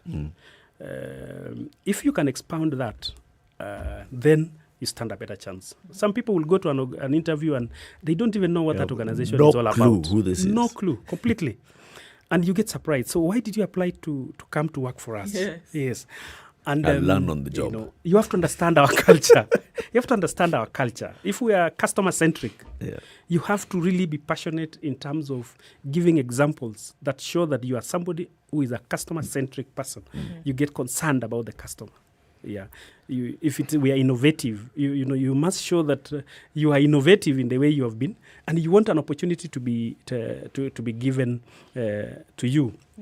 And the key thing is, what people don't do is, they say past performance is a good predictor for future performance.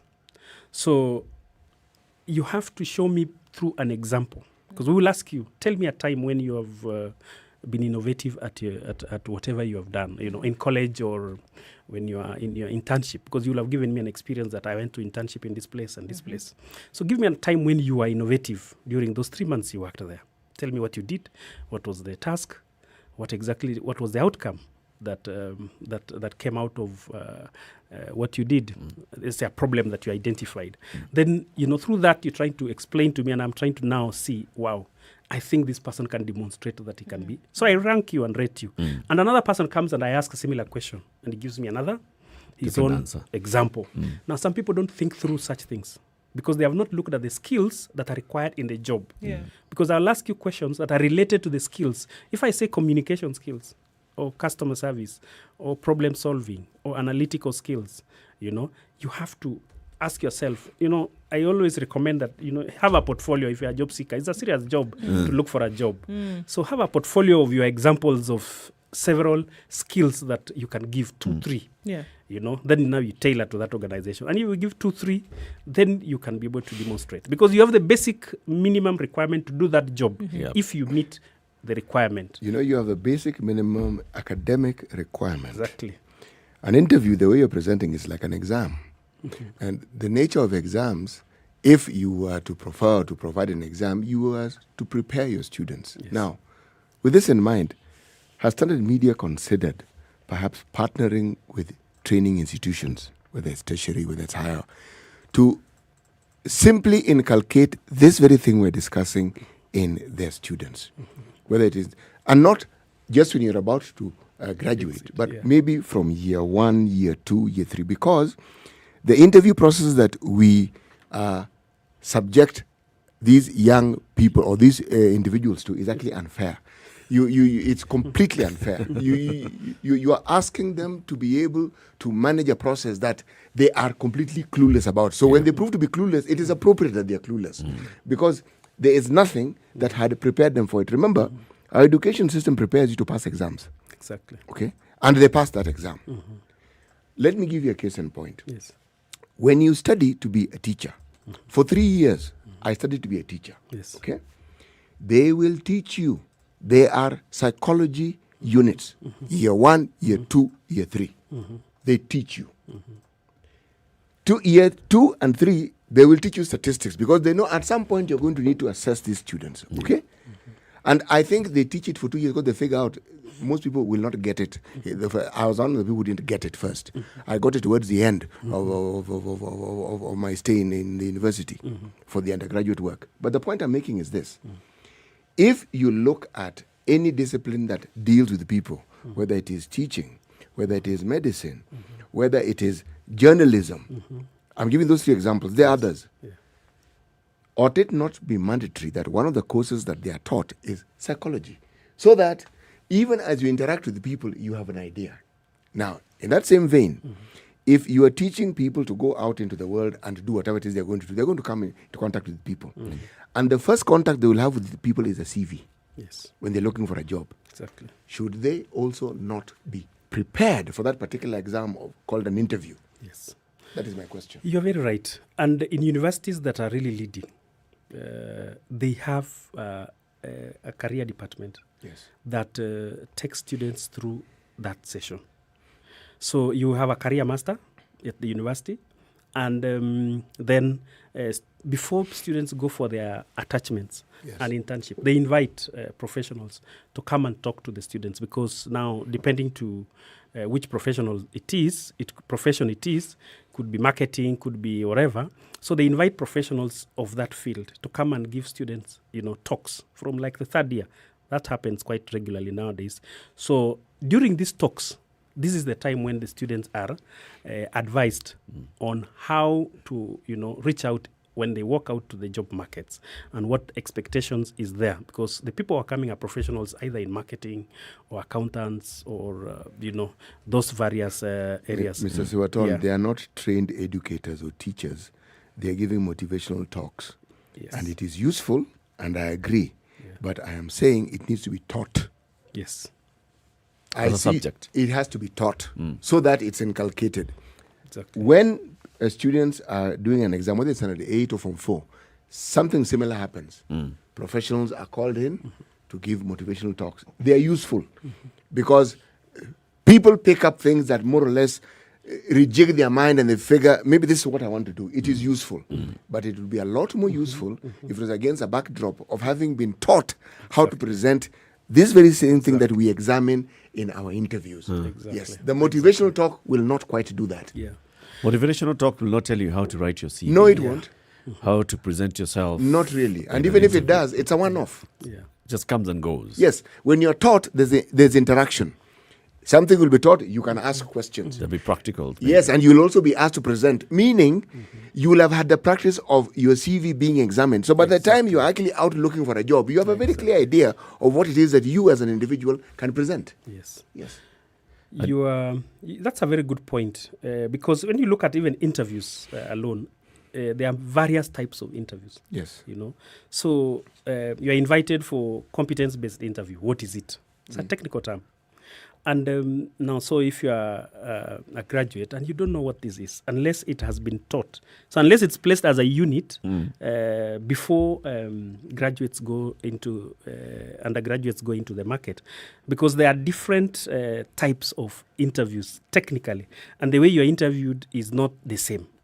Could be oral interviews, ability interviews, You could have cognitive assessment interviews. You have psychometric tests. So what are they? If you are told you will be taken through a psychometric test, what is it? So those are very technical. And you are right in the way you're saying, because this is what is faced by students. So you are invited for an interview, and sometimes maybe organizations may not even give you exactly what you are coming to do. So you come for a whole day for interviews that you do not know what interviews you are going to go through. So you just come, the reception, go to that room. After 1 hour, go to another room. Another hour, you go to another room. You are actually undergoing through an assessment of sorts, and you don't know what they are looking for. You're completely unprepared. You are unprepared. But if you had the technical background or knowledge of those type of interviews, then you can research, and you even have more confidence of how you are approaching. You know why this thing concerns me as much as it does? Huh? If we employ people through this process and they're in the system, you want to fast forward it when this individual is now in a position of leadership and they're the ones who are conducting interviews. Yes. What do you think they're going to do? They'll become torture officers. Yes. What I was taken through is what I'm going to take you through. Yes, exactly. And you'll realize that some of these questions, even to be an interviewer, it's not just like you're a manager, so just go and interview. It's wrong. Yes. Yeah. There's a skill. Process. There's a skill that is required. Exactly. You're not supposed to torture somebody. You see, to be invited for an interview is already a torture. Yep. You've already thought about it. You're wondering. You've gone to the salon. You've done your hair. You've come back. You've bought a whole suit. You've told your mother to check you how you maybe she has even dropped you at that place. So it's very stressful. A very stressful environment. Yes. And you arrive there and you are being harassed. It shouldn't be. It shouldn't be. Yeah. So it's a serious problem. So the skills that an interviewer has is a whole other discussion that we need to have, because the way the questions are supposed to be asked should not intimidate. And you should not even know whether you've got that answer unless they are, recall answers like, where is the capital city of Uganda? It's either Kampala or you are failed, you see. Unless there are direct questions like that, you should even not look like, it shouldn't even look like you can just say, maybe I've not answered it, properly. But it shouldn't really torture someone. One of the questions that were typical in government jobs, good. Government jobs, they will ask you, who is the PS in the Ministry of Mining? First of all, you ask, which is the Ministry of Mining? Do we have such a ministry? Is this a trick question? Yes. None of the above. So you are completely lost. And by the way, it's an examinable question and they're marking you for it. Yes. Okay? So with time you ask, okay, what has this? I've come for an interview that's supposed to determine my being promoted. Yes. What has my knowing the PS in the Ministry of Mining got to do with this? And yet, it was important. Yeah. Now, if I look at our universities, one of the things I love about them is their versatility. Because many of them are actually tuned into the demands of the society. I know there are courses that, let's say 5 years ago, were not being taught. Right now, they're being taught. Yes. So that is why, with that knowledge, the suggestion that they can be approached to have this understanding of the need, because you don't really prepare these people well enough for the job market. Exactly. Nicholas, there's a question a young gentleman is asking, and he then was given a piece of advice to have someone pose as a job seeker, or rather an employer, and called one of his referees. And his referees, unfortunately, gave him a very poor scoring. But he just wanted to see what his referees would actually say in the event that a potential employer would call. Would you advise such a thing, kind of like a practice run, to see what your referees are actually saying about you? This is what? Live practice? Yes. Wow. So you actually want to test? I say, Eric, now you with a live interview. Pose as a referee. You will pose as an employer. Okay. You will call Nicholas. Okay. And you will say, I am asking about Ndu. Okay. And then Nicholas gives me a very poor review. So so now you know, okay, this is what my referees are actually saying about me. In terms of referees, first as a job applicant, when you place a referee, there must be a purpose of why you have put that person. Some people put, very senior people, cabinet secretary. You put very serious names so that people can pass your CV. It doesn't work like that. Okay, especially in private sector, it doesn't really work like that. You have to put a a name of a referee who can talk about your strength in a particular skill set, who can say, I can confirm that this gentleman did ABCD where I was working or in an organization I was in, and they did it very well with high integrity, all those things. So you have to know who are you putting on that, and you put it variants so that you don't put similar. You put whether it's and if it is if you want to be a teacher, for example, then you put referees who have seen you teaching, who can confirm your your teaching ability. Or a parent. Yeah. A parent, it's normally not recommended that you put a relative. No, not your parent. Yeah. But a parent of a student that you've taught. That's if you One would could know come you. and say, That's okay. That's okay. Or a student. Because then? that's from a professional point of view. A former student. A former student of yours? Yes. Yes, depending to the job you're applying. Again, that's why the job that you're applying is very important in terms of, so you don't just use the same referees in all the jobs that you apply. So that if they are called, they can confirm that, wow, the integrity of that person is good.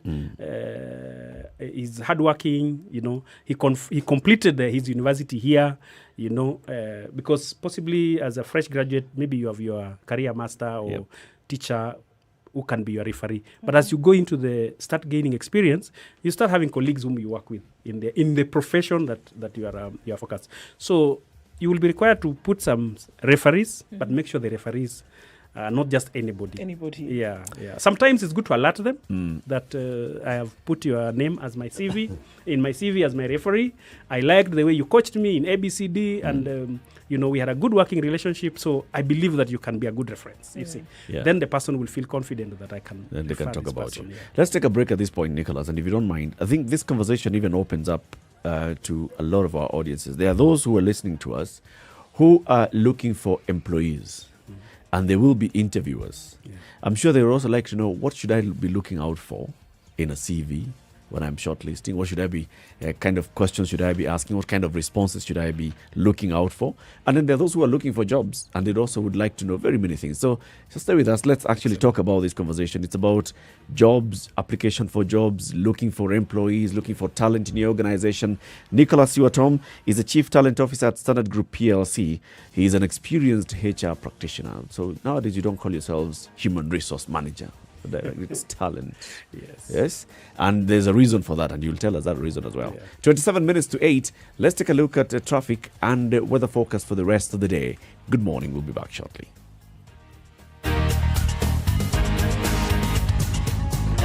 This is the Situation Room, the only way to start your day. Spice up your life.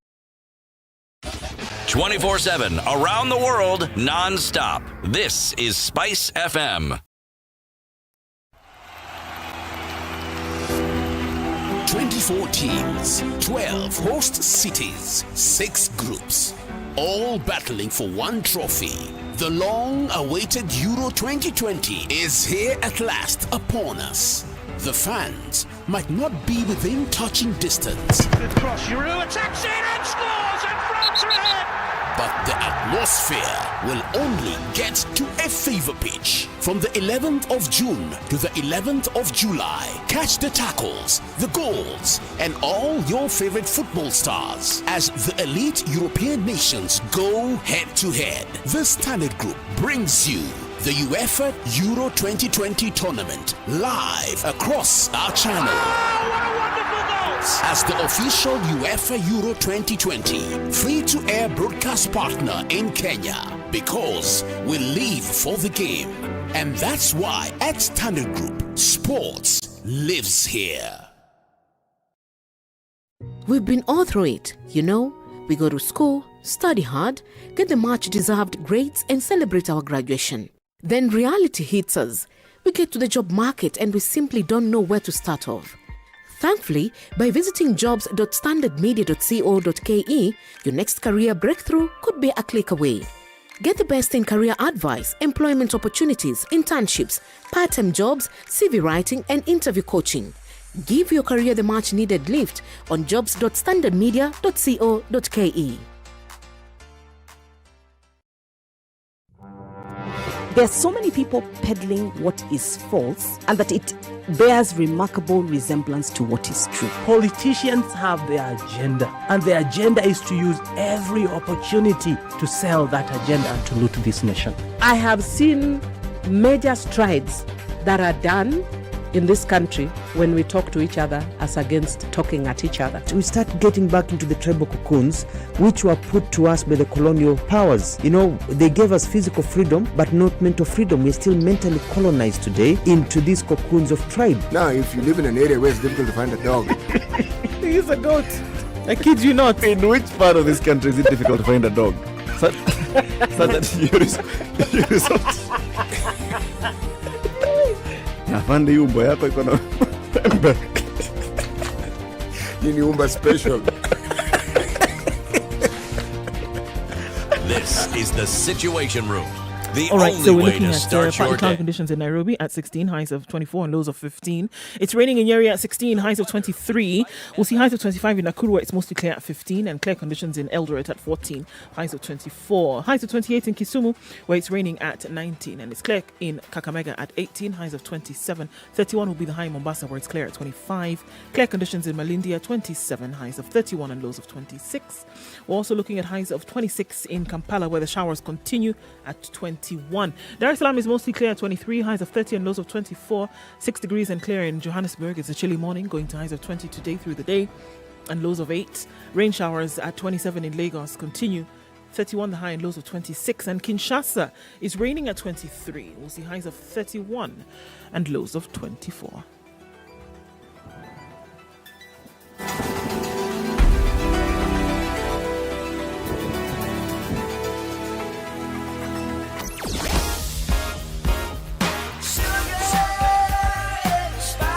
All right, so somebody said Mombasa Road can send you to a mental institution real quick. Well, I think that is the case now. Things are not looking good at all on Mombasa Road. In and outbound today, it looks like the mess right in the middle of traffic hour, all the way from the SGR and further down even at the Weybridge at Mlolongo, and then heading out towards Cabanas and General Motors respectively. The ICD route is an option for you then to go behind and connect with the Southern Bypass. If you haven't already left, there could be the answer to your morning traffic woes today on Mombasa Road. As you get towards Bunyala, it's a no-go zone. Don't. Use Langata Road, go through Aerodrome, or go through Bagathi Way. Please do that. That'll save you a lot of drama and headache this morning. Coming off of Langata Road, it's now bumper to bumper all the way from the turnoff at Bomas through to the T-Mall roundabout. That one, we have to sit through it. Coming off Jogo Road, Landis into the CBD, it's slow, but it's moving, not too painful right now. Thika Road, that's another story. SpiceFM KE on Twitter, text 40127.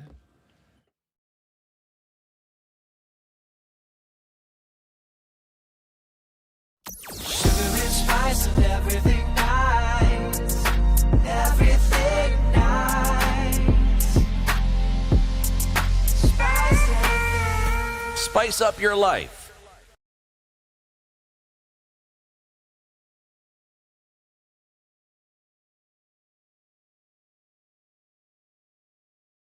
Mature, intelligent talk every morning. Spice up yourself. 8:22 minutes to 8 o'clock. Kenya's biggest conversation continues in the Situation Room this morning is Eric Latif, Nduoko, CT Muga and Nicholas Siwatom, Chief Talent Officer, Standard Group PLC. We're talking about jobs.standardmedia.co.ke. This is the gateway to your next career breakthrough. And also we are looking at the jobs environment. Those who are looking for talent and those who believe that they are talent that's being looked for and they're looking for opportunities. What is it that's expected of all these people? So let's just sort of flip the side to the other side where you are an employer. You have need, you have identified need. Sometimes you actually don't even know what kind of qualifications should I be looking out for beyond the basics. If it's a marketing job, then you have the basic academic qualifications. Then what else do you look out for? When people apply for these jobs, what should you be advertising in this? What's important to put in the job advert? What's important to look out for as you begin receiving CVs and application letters and shortlisting? What's important? Okay. Thank you, Eric. First, as an employer, the recruitment process is an expensive process. So someone leaves and you wonder, so how do we fill this position? There are so many people with CVs, relatives, friends, neighbors who have children who have finished school. First, you have to look at what level of this job, what level is it? Is it an entry job? You need some experience, or you don't?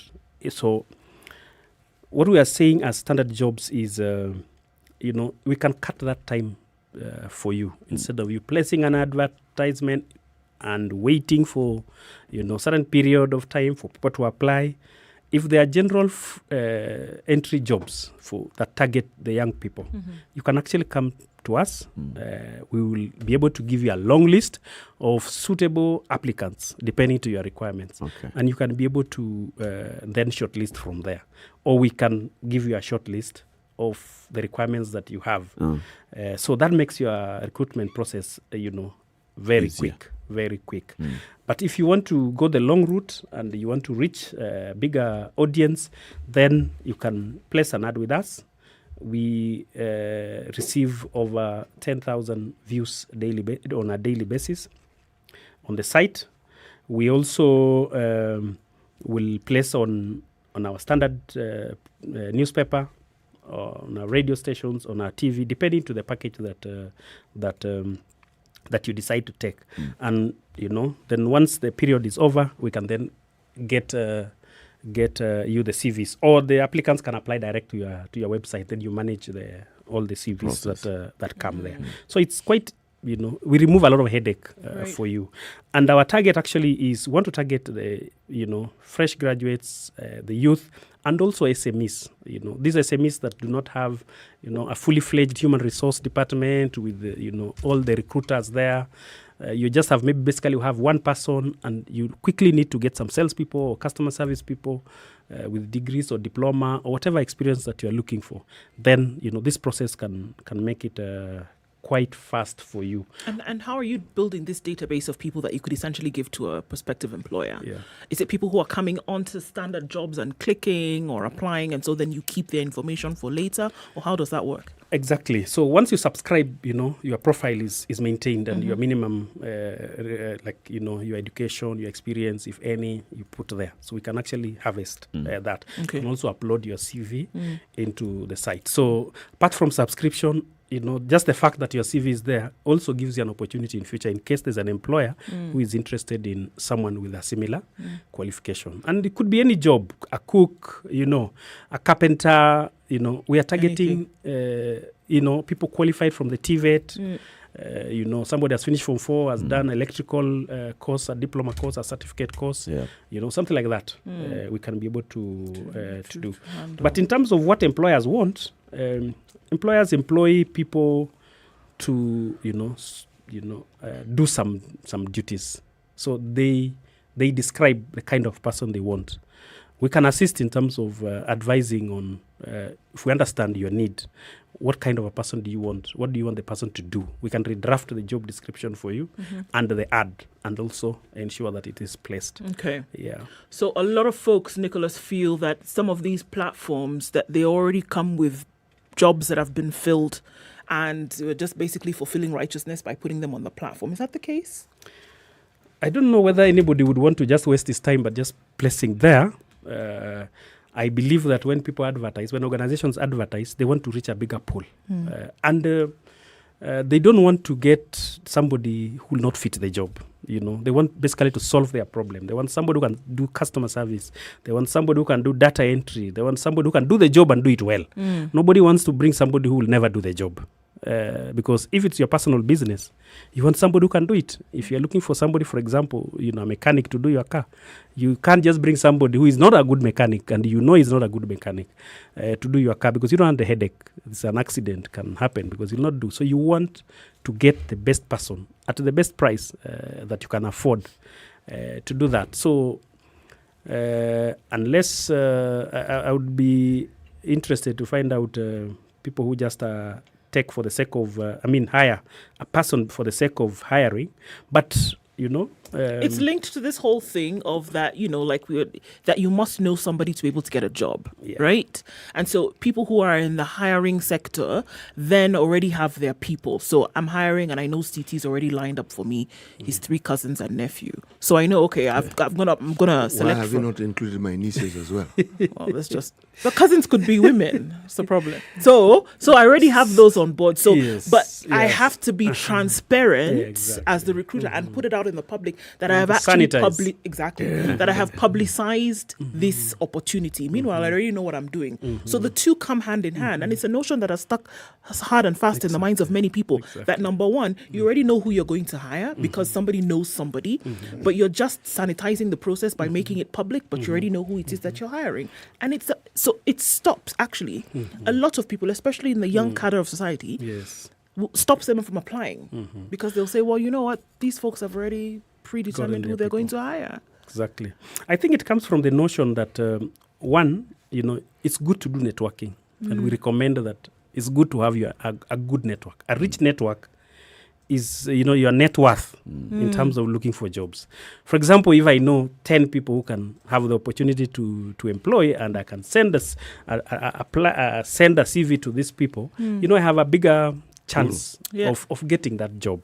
So it's important for job seekers to create a network. Very important. That may also be seen as you have to know somebody. But if you don't have a network, first you will not be able to know where the jobs are. Yeah, because if you have a network, then people will tell you, by the way, I saw a job being advertised at this place. Can you try? Or I know somebody in this place and they have advertised a certain job. Can you try? And that network does not have to be, you know, people you know. It could be an organization. So if an organization applies, and here I'm talking about maybe private organizations who are really looking for the right person to do the right job. So you can actually make a call to that organization, research that organization, find out who is in that organization, what type of you know, people are there, what type of job is open. Is that position, was somebody fired? Is it a new job? What is required in that job? What must I do? And if you know somebody in that organization, you can talk to that person and he can explain to you, you know, in this organization, this is what happens. So it is getting people jobs. That type of network. There's an underlying issue here that we must address. One of the reasons why parents sacrifice everything they have to get their children to go to school, high school, tertiary, university, is because we still believe that a university education or a post-secondary school education will enable you to get a good job. So it isn't just for you to get a job. That job is, what is implicit is that it will help alleviate the circumstances of the family or even the community. It's that understanding. That's one. So even people who are in positions who are already employed, they are already under pressure from within their own communities to ensure that other people who have gone up as they did are able to get jobs. So it reduces the pressure they have to look after these other people. That's one. And then there's the other reality. There are jobs where personal recommendations are even more important than the CV. True. Because somebody wants to know, who knows this person? Given the responsibility you want to place on this person, okay, we've seen the CV, but who else knows this person? Exactly. And at that point, the CV then the referees become important because if your referee doesn't meet the master, nobody's going to talk to you. And if they look and say, okay, this is the person who can give us the sort of information that we want, then the referee then becomes crucial. And there are jobs which, even as they advertise, you correctly say, the truth of the matter is they already have a fairly clear idea who they want because the people they want have been headhunted. It's just a reality of the job market. But I think when you're referring to people who are just entering the job market and they need to know what... Those who've been employed already understand the lay of the land. And the net worth, the networking, they already have those. They aren't as disadvantaged as those who are just beginning to enter the job market. They are the ones who are in peril. And we cannot run away from the fact that they will look for a relative, dead or alive, who has the sort of connections who will enable them to at least give them that hope. It's just a reality of the situation we have. That is very true. And so you have to build that network. You know, whether it's somebody from you have known. And what I always say, it's not a sin to know somebody. No. It's not a sin. There's no problem in terms of using the contacts that you have to apply for a job and be interviewed. You'd even encourage it. For example, you see, what matters is we are trying to get the right person for this job. Right. So would you just say, just because it was referred by Ndu, don't take it shortlist? because we know her. What you will do is take that person through the minimum requirements. That is, if they meet the job, then they are taken through. I think the misconception, though, that for a lot of people is that because I know Nicholas, I will get it. I will get the job, That's where the problem regardless is. of whether I am qualified or not. Exactly. Because I know him, so then he's just going to push me up through the front of the line. So And there are people who have done that just because they feel like they were referred by somebody. They don't put even effort in terms of the interview process. You see, and they fail miserably. You know, Nicholas, I know of organizations Yes. that actually have it as a policy. Yes. If some bigwig asks for their person, they are informed they must have the following qualifications. And they'll tell you, we will shortlist that person because you have requested. But they have to pass to pass the interview. Yeah. We will shortlist them. The guarantee is that if they meet the basic minimum qualifications, we'll shortlist them for you.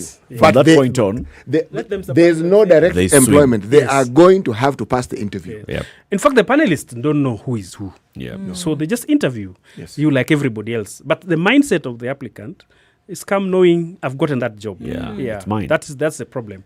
But you need to pass, because unless it is I don't know what type of a job, but if it is a private sector, the performance is required. You must meet certain criteria.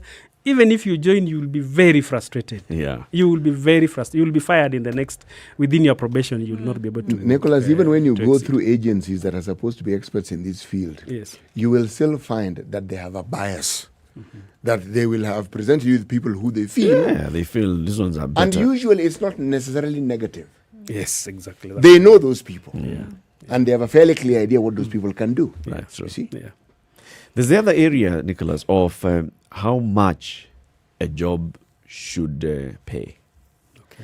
And over time, it comes out like, this is standard practice. So if somebody, for example, is working as an engineer in this organization, this is how much engineers earn. And organization A, B, C, we average and say engineers are basically earning this much. Journalists are earning this much. TV news anchors are earning this much. Producers, cameramen are earning this much. Editors are earning this much. So that becomes like a sort of industry practice. And then COVID happens. And what do you see? Now there's an adjustment of this. So you start hearing people saying, people used to earn X amount of money for this kind of job, but now the employer is going for the cheaper ones in the market. What's wrong with that? Is that okay? Is who's losing out here? Yeah. Okay. One, it's not okay. And about pay is about what you're able to pay. Yeah. You can't pay what you can't pay as an employer. So you start to place yourself in the market. For example, you have an understanding of, in this industry, the highest paid person for this type of role earns what? Let's say 100,000. So if the highest paid person is earning 100,000, then you say, where do I want to place myself? Do I want to compete with the organization that hires and pays the best? If you want to compete with that organization, pay 100,000 or even more. If you want to pay 50% of what the best organization is paying, then you pay 50,000. So one, there has to be your own policy as an organization of where you want to place your remuneration. You will realize that most organizations, you don't want to be the most attractive. If you are the most attractive, few organizations want to be the most attractive unless they are really at it, because you will end up keeping even people who are not performers, and people will be. You will not be able to manage. So people want to be at about 75th percentile. So you want to be, 75th. Or if you are really top-notch organization, then you go for the very best. Yeah, you go for the very best. You say, who is paying the best accountant in the industry? I want to be the one paying the highest for an accountant. And you offer that pay. Yeah. So you become very competitive. Or you say you want to do 75th percentile or 50th percentile. Now, depending to your ability, because this costs money to maintain your staff. So what can you pay sustainably? Yeah, if you So put your it's- markup. So that is what drives now. So where you are, where you've put yourself with the 50th percentile, you start doing your grading structure from there and say, so the entry person will earn this, most experienced will earn this. So it's a growth path of that pay on an annual basis. Yeah, different cadres. So that's how we arrive at. Generally, that is how we arrive at that. Because if you are also paying very low, then you hire somebody, they resign. Gone. You hire, they resign. You keep quickly losing because them. You keep losing them. Yeah. So you have to start making sure that you are competitive. Not to a level that people will be here until they are 70, but to a level that you can somebody can grow. You see, you can retain them for some time, for a good length Mr. of time. Silverton, why are you referring to me? Because I'm heading in that direction. I'm still far from it, but that's the direction I'm heading. Let me ask a serious question. Yes. Huh? Even as you talked about remuneration and it being competitive, huh? But there's something that I feel sometimes. We talk about employment, but we often don't talk enough about letting people go. Yes. Because when you're employed, at some point, your job will come to an end. Yeah. Okay? Now, there is the process of preparing people for a time when the jobs come to an end. I'm new to media, and one of the things that I've noticed in the short time I've been here, the turnover of employees in the media is really high. Now, even as we talk about all these things, should we not maybe devote a little time to getting to understand what it is that can be done so that people can be prepared for a time? Because there are times when people leave, but there are times when because this is a business, you are not able to sustain the rate of employment you have, and people will be let go of. Just the process of getting people to know that this is what could be done. Because in as much as we want people to be prepared for getting a job, we need to have them also prepared for when the job comes to an end. It's a mentality that we have as a country. When you get a job, you are told, fanya kazi upate pension mzuri. So what does that tell you? You have to be there until you retire. And you leave your job and everybody is shocked. Yeah. What's happening with you? Ati nimewacha kazi nataka kufanya biashara. People are wondering what's wrong with you. So the perceptions in the society cannot allow you to just leave a job. Yeah.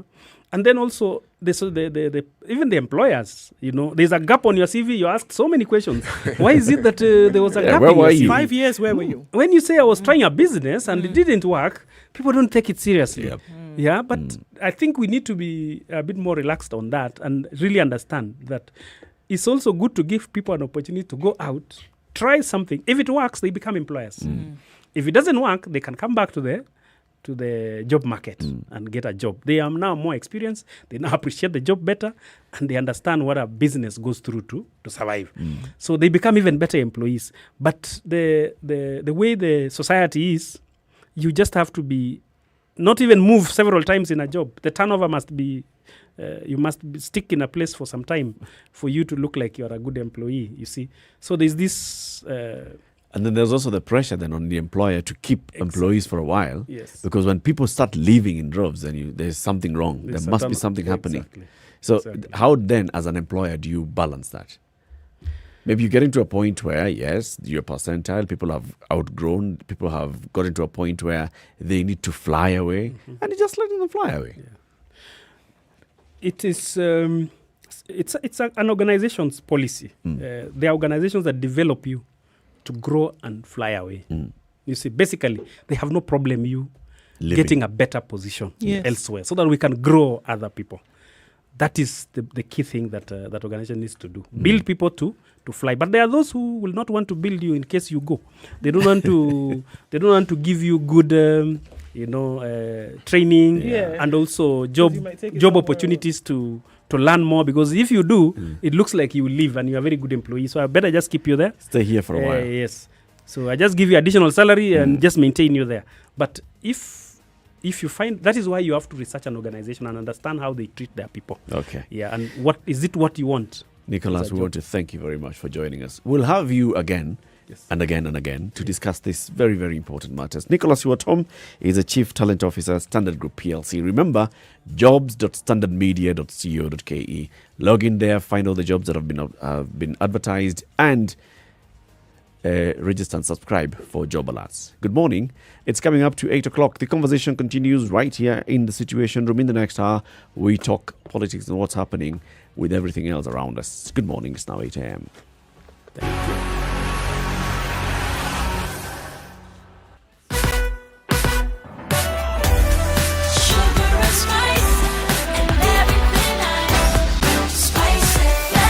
Spice up your life. The latest news from around the world. 94.4 Spice FM. Good morning, this is the Newswire. I'm Leah Ubaga. Today, voters in Juja and Bonchari constituency and Ruri ward return to the ballot to elect their representatives. Voters will be biometrically identified using the KEMS kit before being allowed to vote. IBC says they'll ensure they observe COVID-19 measures by providing voters with sanitizers and washing points. In the Bonchari area, Jubilee agent Dennis Omokwe also explains how the activity is up to date. Tumeweza kuangalia box zote zikifunguliwa, seals zikiwekwa, tumeona usalama umewekwa na maagenti wote wamefika hapa, observers wote pia wako hapa. Dakika chache zilizopita stream zote 4 zimefunguliwa kwa wapiga kura kuweza kuanza kupiga kura, na tunaamini kwamba yale maandalizi ambayo tumeyaona kwa hii kituo cha Baraza Hall itaendelea.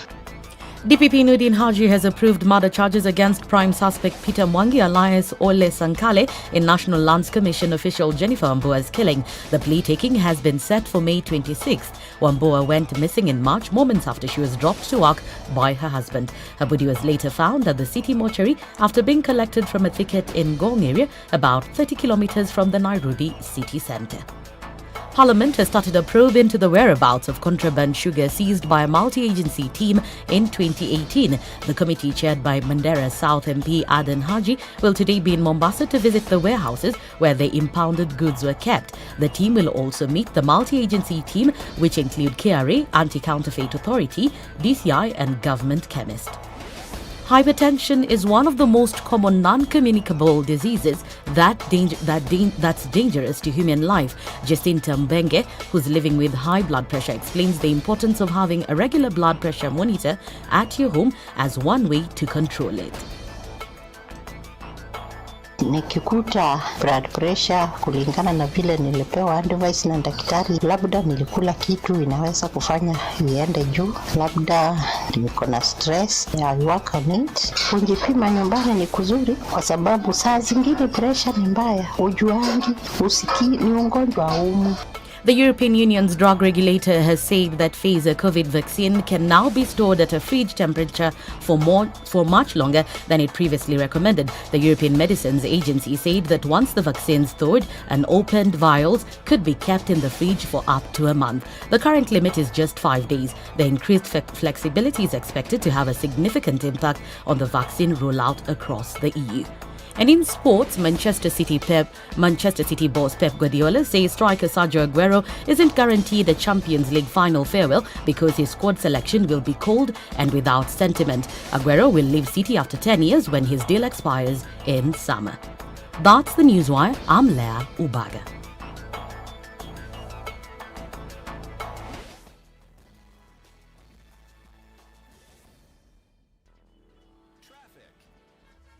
Okay, so where are we looking at it, guys? It's stuck everywhere you go. Industrial area, Enterprise Road, Likoni, Lunga Lunga. We have some problems there. Trying to get into the city, it is very, very slow this morning. Coming off of Kiambu Road onto the Thika Superhighway, also have some problems. Thick traffic wherever you look. Malangata Road also trying to get into the city. Very, very slow today. So things are slowing down considerably.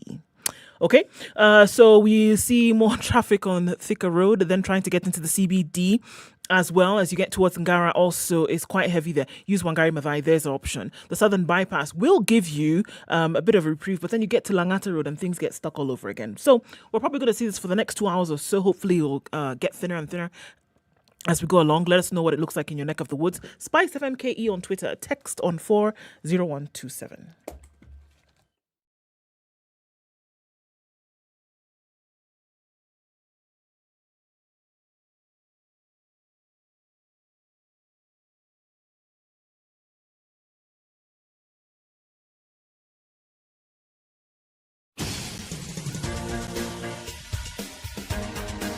This is The Situation Room, the home of hard-hitting political commentary and penetrating insights about the state of the nation. This is a talk radio experience like no other. The Situation Room, a place for hard truths, debates, and elevated conversations. The Situation Room, witty, political, engaging, deep, controversial. In the room, we have C.T. Muga, researcher, academic, seasoned political observer, a fountain of wisdom in these politically uncertain times. Ndu Oko, Nigerian by birth, Kenyan by choice, communications expert, Pan-Africanist, a truth seeker and believer in people power, and Eric Latif, agent provocateur, the man in the chair, seasoned journalist. 5 minutes after Newtown. 8, Kenya's biggest conversation enters the third hour. And thank you very much for tuning in this morning. We are now live on KTN Home for the next 1 hour until the top of the hour. C.T. Muga,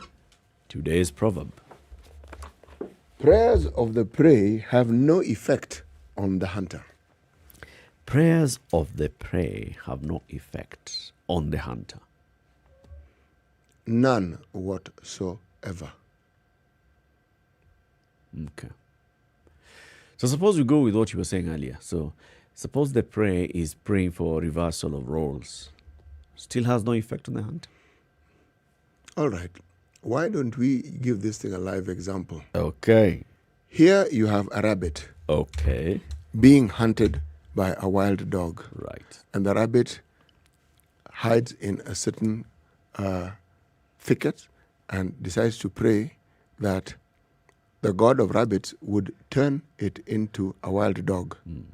It's not going to happen. It's as simple as that. It's not complicated. Yes. It turns it into a leopard. It should have spent more of its energy trying to find a way of ensuring that it doesn't get caught. And also spent its time understanding the habits of this particular hunter. Its interest would have been well served. So this is like burying your head in the sand. Yes, it is. Hoping for things which, should we say, are almost non-existent. Yes. It will not change a thing. The prayer that might be useful is to be given swifter, longer legs, to be given a quicker brain. That one can work. But don't eat meat doesn't happen here. Oh, no, because you want to, that is You like are prey. It's like a complete overhaul, because since when have you known carnivorous animals to be vegetarian? Since when? Are lions known to visit vegetable gardens and to eat cabbages? Well, in Kenya, carnivorous animals are known to be vegetarian.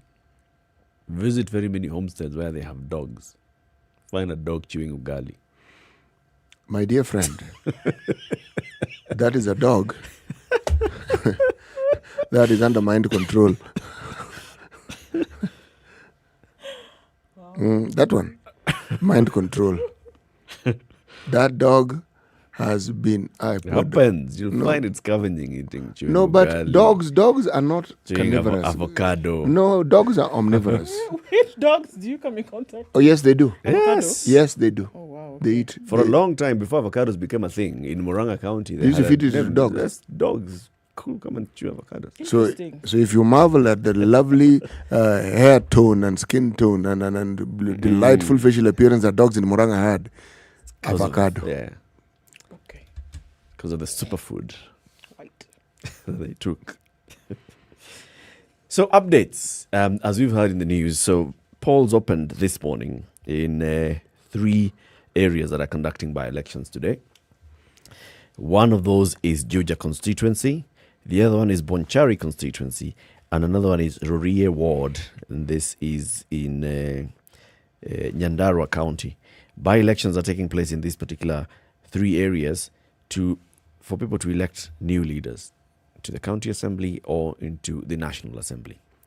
Of course, if you look at all this that is happening now, one, there is the whole backdrop of the ruling by the Constitutional Court, the judgment by the Constitutional Court last week, and people seeking to understand, so what did that mean? And you had very many questions yesterday when you were hosting the president of the Law Society of Kenya. So what happens to the by-elections that have been conducted by the IEBC and those that are due to be conducted today by the IEBC? And the clarification that came from the lawyer here was that the judgment also had a stay of 2 weeks on the IEBC on the application of this particular judgment. First, it will not affect what has already happened, but also they were given 2 weeks so that it doesn't affect these 3 by-elections that are taking place today. So this has already been cleared. The other issue is on the politics around it and the seemingly high-octane politics. In Juja constituency, there's a whole issue of the Jubilee party seeking to retain the seat. The former MP was a Jubilee MP, and there's a new entrant that is seeking to win its way in Mount Kenya region, and it's strongly associated with Gatondo South MP Moses Kuria. In fact, the Jubilee leadership was saying, we are going to take action against Moses Kuria because he appears to be fronting another political outfit that is sponsoring candidates left, right, and center in by-elections, and we've noticed this. There's a candidate in Juja constituency for that. In terms of now Bonchari, there's a whole drama of ODM seeking to retain its seat versus is Jubilee sponsoring somebody, is UDA sponsoring somebody. What has been happening? There have been accusations and counter-accusations of use of state resources to muzzle the voice of some candidates. There has been the accusation that ODM treasurer was being sought by police, being arrested by police, and this is just harassment by some senior officers who are in public service.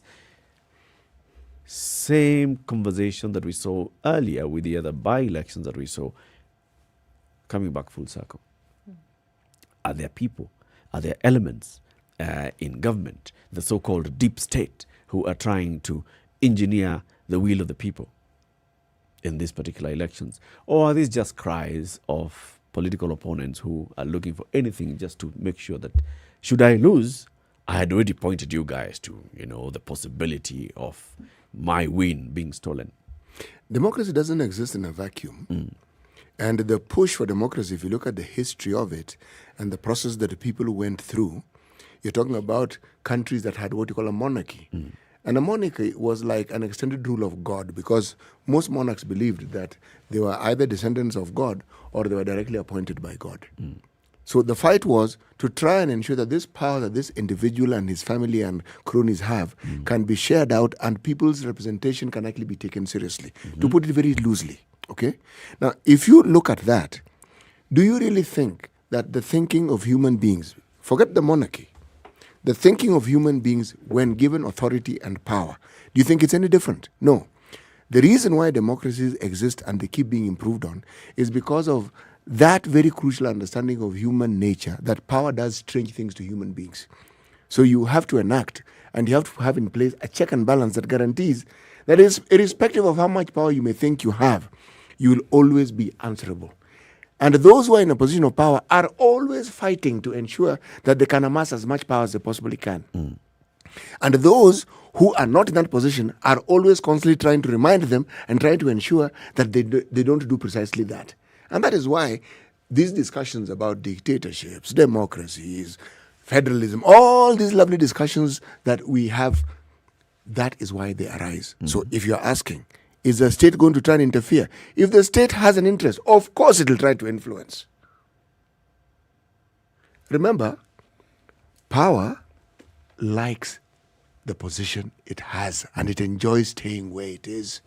And those who control it and who have a say in it are the people who will try and fight tooth and nail to ensure that that power is not diluted. And by the same token, the people who keep complaining about this power want that same power. This is what they don't say. They'll talk about the misuse of power, how terrible it is, but they want that same power. They also want to be able to have that voice that when it is spoken of, it is not questioned. Simply look at the three arms of our government and tell me, why do you think, for instance, we keep complaining about our members of parliament? Because they say one thing, but if you look at the way they behave, the very, very, very impunity that the executive is accused of is the same impunity they have in the way they conduct their business. So now we have an election. You really imagine that things are going to be different? No. Everyone who thinks that they have a pocket of power within their grasp is going to try and push this particular power that they have. The state will push theirs. The politicians will push theirs. Whoever has it That is what this competition will be all about. Well, I think also you see that, especially with democracies like this, power has its terms, right? And that when those terms are coming to an end, what you see, and I think what we're witnessing right now, is one of two things. That those who still have a time in terms of the term of political office to remain there want to retain that time. Those who don't are looking for other pockets of power that they can then hold on to. I don't think it goes beyond that. It hasn't, and number one, unfortunately, has nothing to do with whomever is going to come into position to help to develop the people. It is that I have this power, I want to do what I can to get some more, or I want to do what I can to remain in the good books of those who will then be able to extend more to me. And I think every time, even what we're seeing here, it's not just the people who are running for these by-elections, it's not the subjects of those by-elections, everybody who is rallying around them, those who are getting arrested overnight, those who are being called in to make statements, are those who want to make sure that this power remains in particular hands. Because it is sweet, let us just not even deceive ourselves. To be in that position is very nice for those who've been there. And they don't want to let it go for any reason. So all this melee that you see back and forth, it's to remain in that political relevance. That is what it is. And more often than not, it is for personal political gain. It's for personal gain.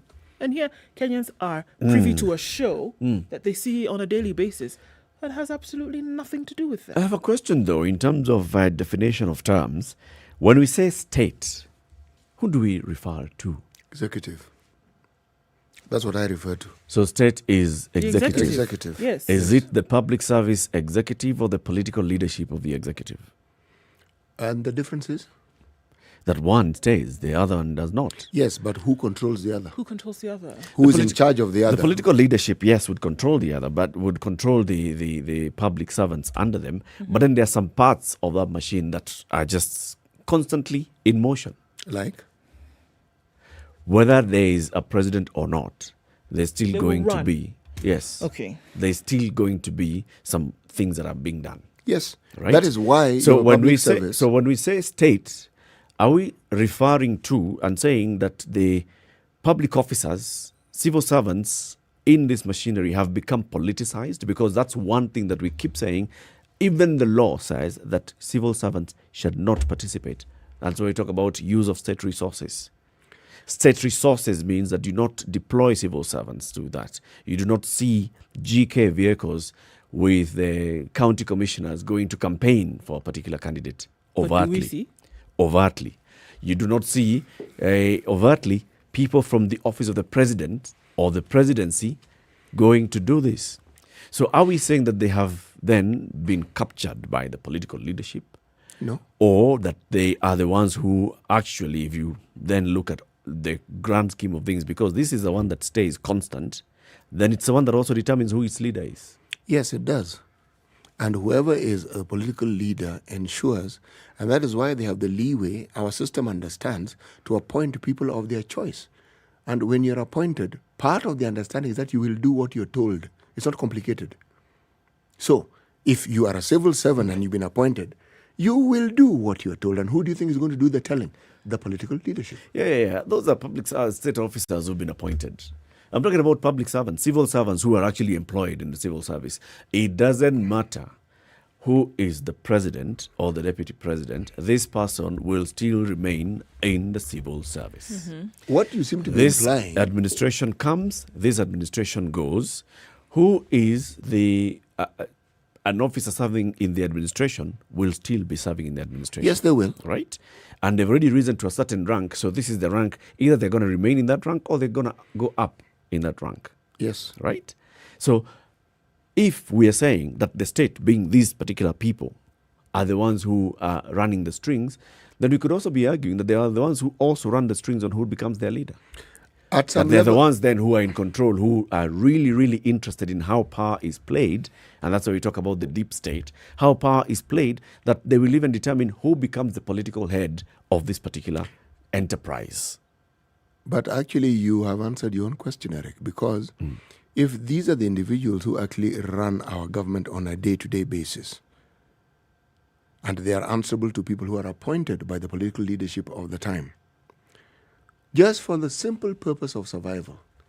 If I'm an underling somewhere in the middle who nobody even knows, but I'm responsible for certain things, what do you think as a Kenyan I am going to do? I am going to ensure that I do not bring bad press to myself and I don't present myself in a manner that looks like I am not working for those in power. It is how it seems to work from where I sit.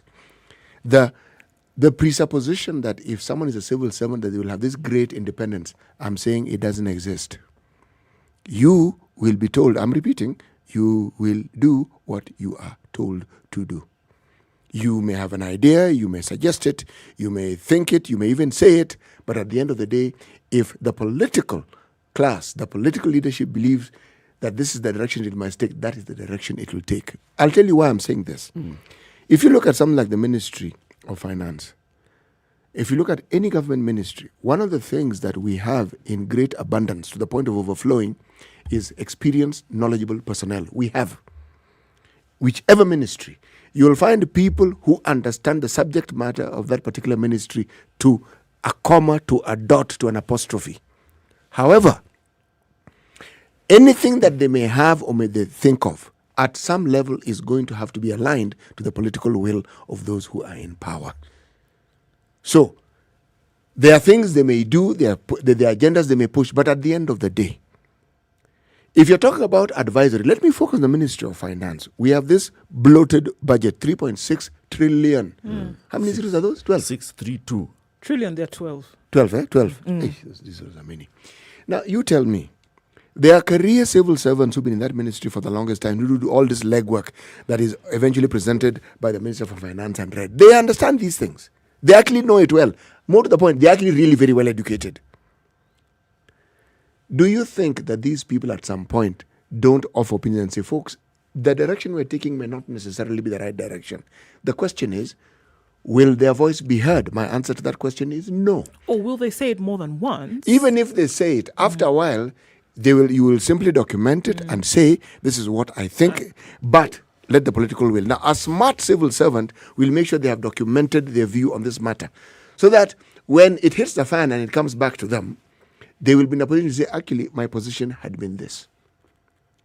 I would argue the same would go for even state law. If you're talking about the AG's office, a smart AG would know, this is what the politicians want, but this is what I ought to do. They will lay down and say, this is my position. We may not know it, but that is their position, and they've documented it. You know, the direction I'm taking with this, and I'm glad that you've gone there, is to point and shed a light and spotlight on our public service. The reason why the whole conversation about the 2010 Constitution was very strong on creation of institutions, that we shall ensure that, we have institutions that have some semblance of independence that's guaranteed in our Constitution and in statutes, is so that political will that keeps coming and going is first advised by the experts that we pay through our taxpayers, through our taxes, B, on the constant checks and balances that come from these institutions. So when you get to a point where, you could get to a point where you're seeing a budget of 3.6 trillion shillings, it ought to be that this was advice that came from those experts that are paid and employed by taxpayers to the political class that said, so we hear, the politician comes with their wish. This is what I want. I want to build roads. I want to expand electricity connection. I want to do dams. I want to do this and the other because this is the political promise that I made to the electorate and they voted for me. Now, how do I actualize this? The civil servants use their expertise to present the solutions. So this is possible immediately. This is possible.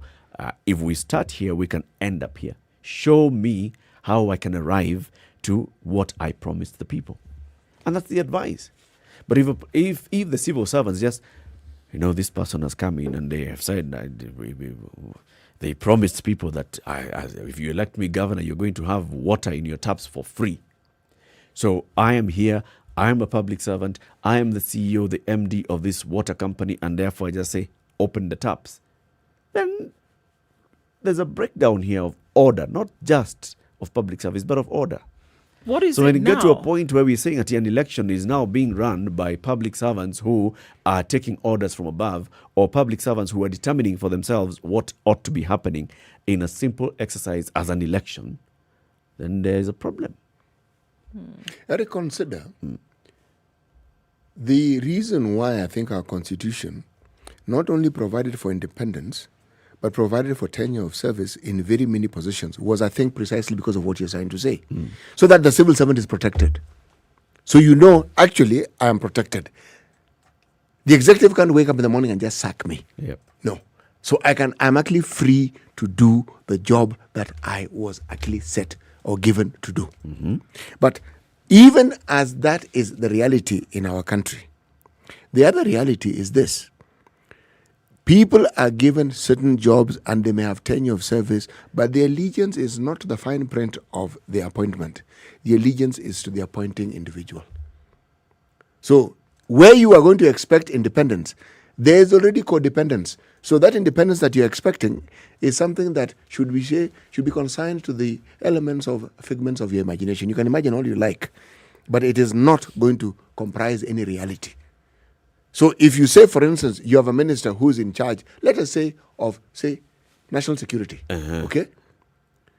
Of all the people who could have been given those jobs, the individuals who are given because they meet certain criteria. Yes. And the appointing officer understands that this is the sort of person I will need to carry out certain functions that I want. Because they're appointed. Yes. So, when they get appointed, yes, they come in as the state officers. Yes. They find a public service that has been there. Yes, they do. Even when they get fired, they leave that public service there. All right? So, and that's the reason. These officers who are now below them, you've been appointed into the Ministry of, what did you say? I was talking about, what example did you give? I gave the Ministry of Interior. Interior, right? So you come in here, you find there's an Inspector General of Police who's been hired independently. There are officers who are junior to the Inspector General of Police, or Commissioner of Police, Inspector, or senior whatever, senior superintendent. Those are civil servants. You will find there are county commissioners, regional commissioners, all the way down to a chief. Those ones have been elected independent of you who has come in as minister. Yes. Right? So they also know this is the job I'm supposed to do. If you come in and you start telling them, now go ahead and start interfering with an election, don't they have a complete backbone to say absolutely no? So are we saying that currently that is not what is happening? Are we saying that the political powers have usurped then the position of state staffers right now to do something that they should not be doing? Are we saying that's the current position? I'm actually saying that that's the allegation that's brought out by the politicians, and I beg to disagree. I would agree with you on that front. Maybe you want to tell us why you disagree, then I can tell you why I disagree. Meaning I agree with you, but I disagree with the politicians. Yes. I disagree with the politicians because it's a chorus that comes out. You know, that we are participating. A well-rehearsed one. Huh? We are participating in this particular process. We signed up for it. Just a few days to the process, you start hearing, these ones, they are public servants who are running rings around us. They are pulling the strings. They are trying to do this and the other. They are trying to coordinate and make us lose this particular exercise. And I'm like, what do you mean? You know, let me tell you why I agree with you. The culprit here is the culture that we have of Mukubwa, Muhongo, Jatelo, Mutogoria. That culture, it pervades the decision-making process, so that even when I know that I actually have a leg to stand on with this particular position, I will still scurry to look and seek for favors and a good rating for somebody who I think is in authority. It's a quid pro quo that isn't written down, but it's understood that if I acquiesce to the demands of this particular leader, he will owe me one or she will owe me one. So at some judicious point, I can go to them and also seek a favor. No one says it, but I did you this favor. Because I'm in a position, I'm a civil servant, I'm in a position to do this. And you can actually elevate. Yes. Now, the lie that the politicians propagate is always embedded in this political narrative that politicians like doing. To serve a short-term need, they will carry a certain narrative, And then when it doesn't suit them, they will change the narrative. Let me give the example again of what I mean by this. If you look at our politicians, one of the ways in which they gain notoriety or positions is by finding someone to point fingers at and to blame anything possible among humankind on them. We do it all the time. And we look for people from communities that we feel may be a threat to us politically, may not be aligned to our thinking, and you look for the leader and you point fingers in every direction. You even point your feet and toes in that direction. Now, give it time. When you then find that a particular individual may be of use to you, then you have an uphill task changing that narrative that you carried for so long and was actually successful, and people actually believed it. Now they tell you, but you are the one who told us. You're the one who started this whole Yes, story. so what has suddenly changed?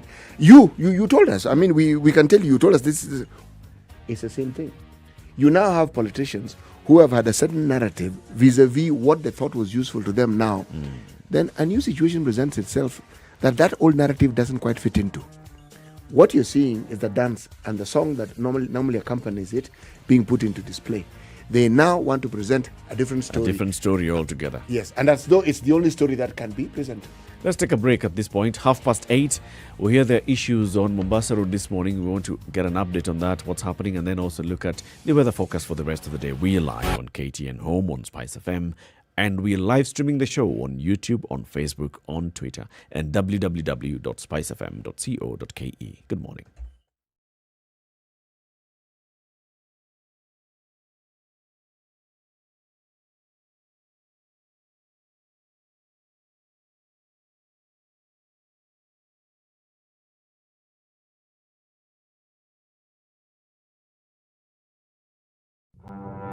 Have you seen them?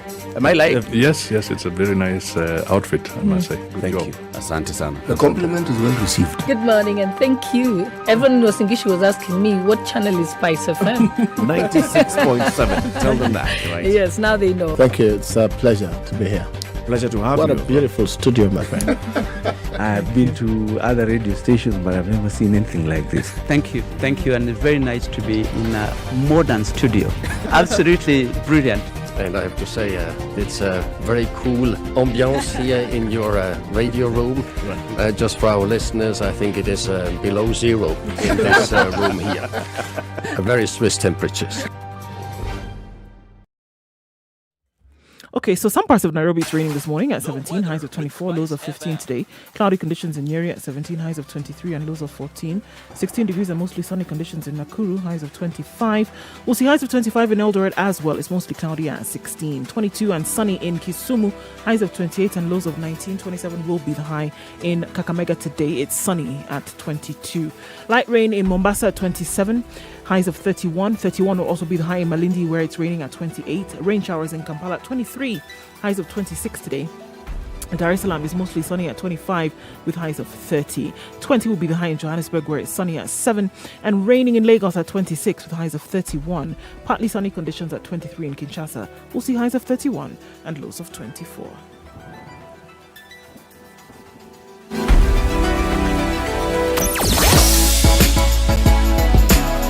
Spice and everything nice. Spice FM. Spice up your life. Okay, so quite some. There's been an accident on Thika Road this morning and right around the Safari Park Bridge. So that has caused some traffic as you're trying to get past the Safari Park Hotel. So it slows down some. The service lanes can be used. So everybody's asking, what's happening on Thika Road? That accident is causing some traffic this morning. So it's still the same. Coming from Langata Road. This one is crazy. More than an hour. Still on the Barracks stretch, guys. Serious gridlock on Langata Road today. So we're looking at both ends of the city caught up. So if you're using the southern bypass, you get to Langata Road, you're going to be stuck for some time there because of this. Let's keep an eye on things and see how they open up. SpiceFMKE on Twitter, text 40127. Spice and everything nice. All right. Spice FM. Spice up your life. Mature, intelligent talk every morning. Spice up yourself.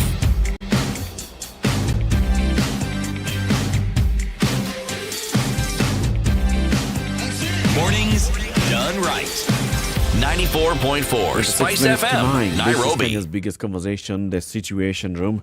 We're having a conversation about an update of what's happening this morning. 3 by-elections taking place around the country.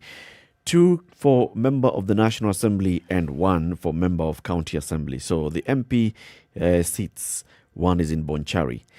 After the death of MP John Oyoka Oro, who died after a long illness in February 2021 in Kisumu, we now have a by-election taking place in Bonchari. The candidates are ODM's Pavel Oimeke, Jubilee Party's Zebedeo Opore, and UDA's Teresia Bitutu Oro. In Juja constituency, following the demise of Francis Waitito, who died of cancer in February this year, we have a by-election. The candidates are Jubilee Party's Susan Waitito, who is the widow of the late MP. We have George Ndongo Koimburi, who's from the Progressive Empowerment Party. We also have other candidates in both by-elections. Actually, in Bonchari, for example, we have how many other candidates? 1, 2, 3, 4, 5, 6, 7, 8, 9, 10. So we have a total of 13 candidates in Bonchari constituency. And in Juja, we have other candidates are 1, 2, 3, 4, 5, 6, 7, 8, 9, 11 candidates in Juja constituency by-election. The Rorie ward by-election in Nyandarua County.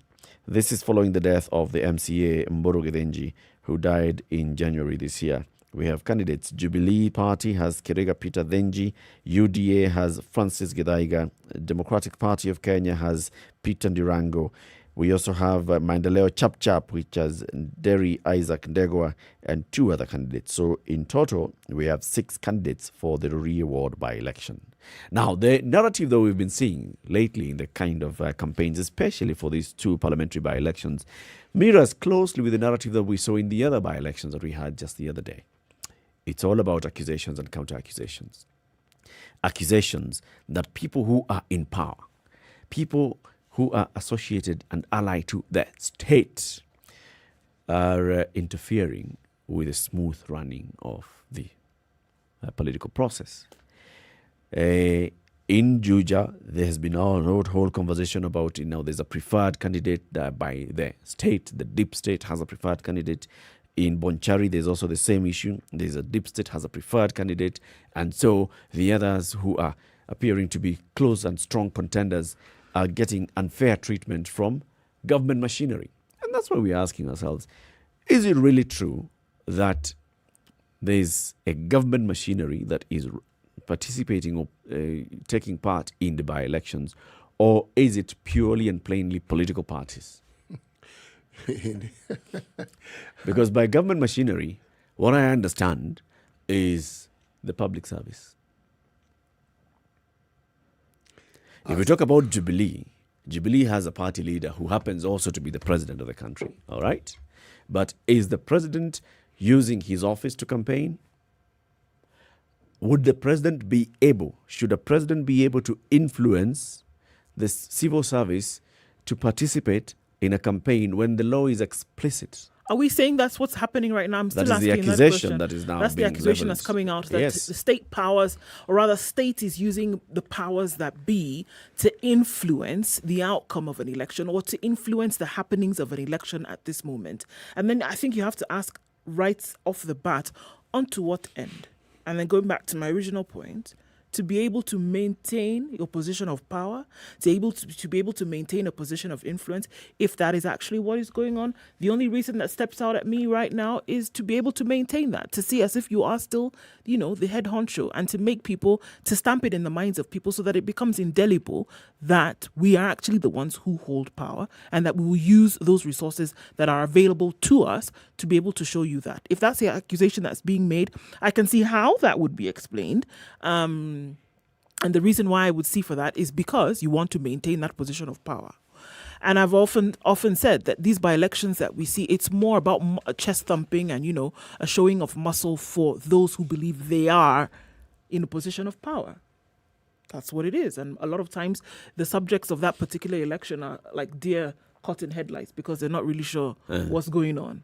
And it's a play between the powers. The reason why I'm basically just throwing this and saying I don't believe you politicians when you tell us these things is for 2 reasons.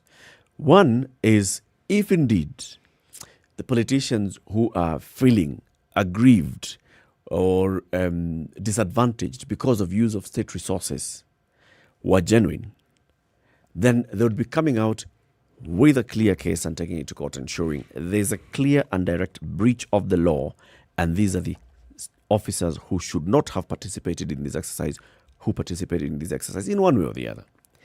The other reason why I'm saying that this is not so is unless the politicians who are saying so understand that if they were the ones in office, they would play exactly the same game. And so they're just making noise. It's crocodile tears. They're just making noise now, trying to scare away these people. But they do not want this to stop. As a voter, I'd like, if indeed such a thing happens, I'd like it to stop. I'd like the public service not to be involved in an electoral process.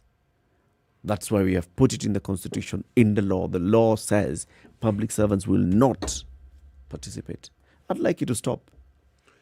And I'm pushing this out so that now you can come and prove to me that this is actually happening. If we had a system, for instance, that guaranteed that certain constitutional positions cannot be interfered with by civil servants or ministries or departments of government, perhaps that would be true. Let me explain what I mean. If, for instance, a budget, say, for the judiciary was X billion shillings, and there's nothing the exchequer could do. Once it has been appropriated, it goes.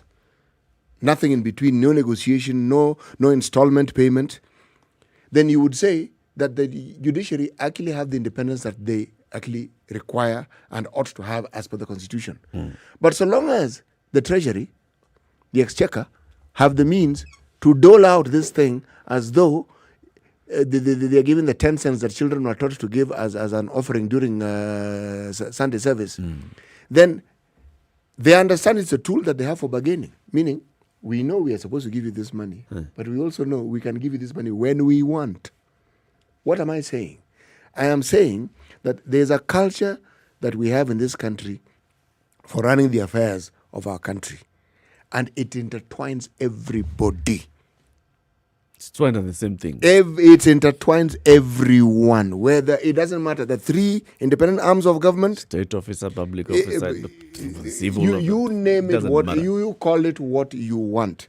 So long as it is understood that the executive is the executive, even with the new constitution, people are going to be moving left, right, and center to try and see if they can guess what the executive wants, so that they can please the executive in advance, so that when issues that are dear to them come about, they are able to actually say, folks, why don't I give you an example? It'll be in good stead. How often... There's Teddy on the line. No, let's listen to what Teddy has to say. Okay.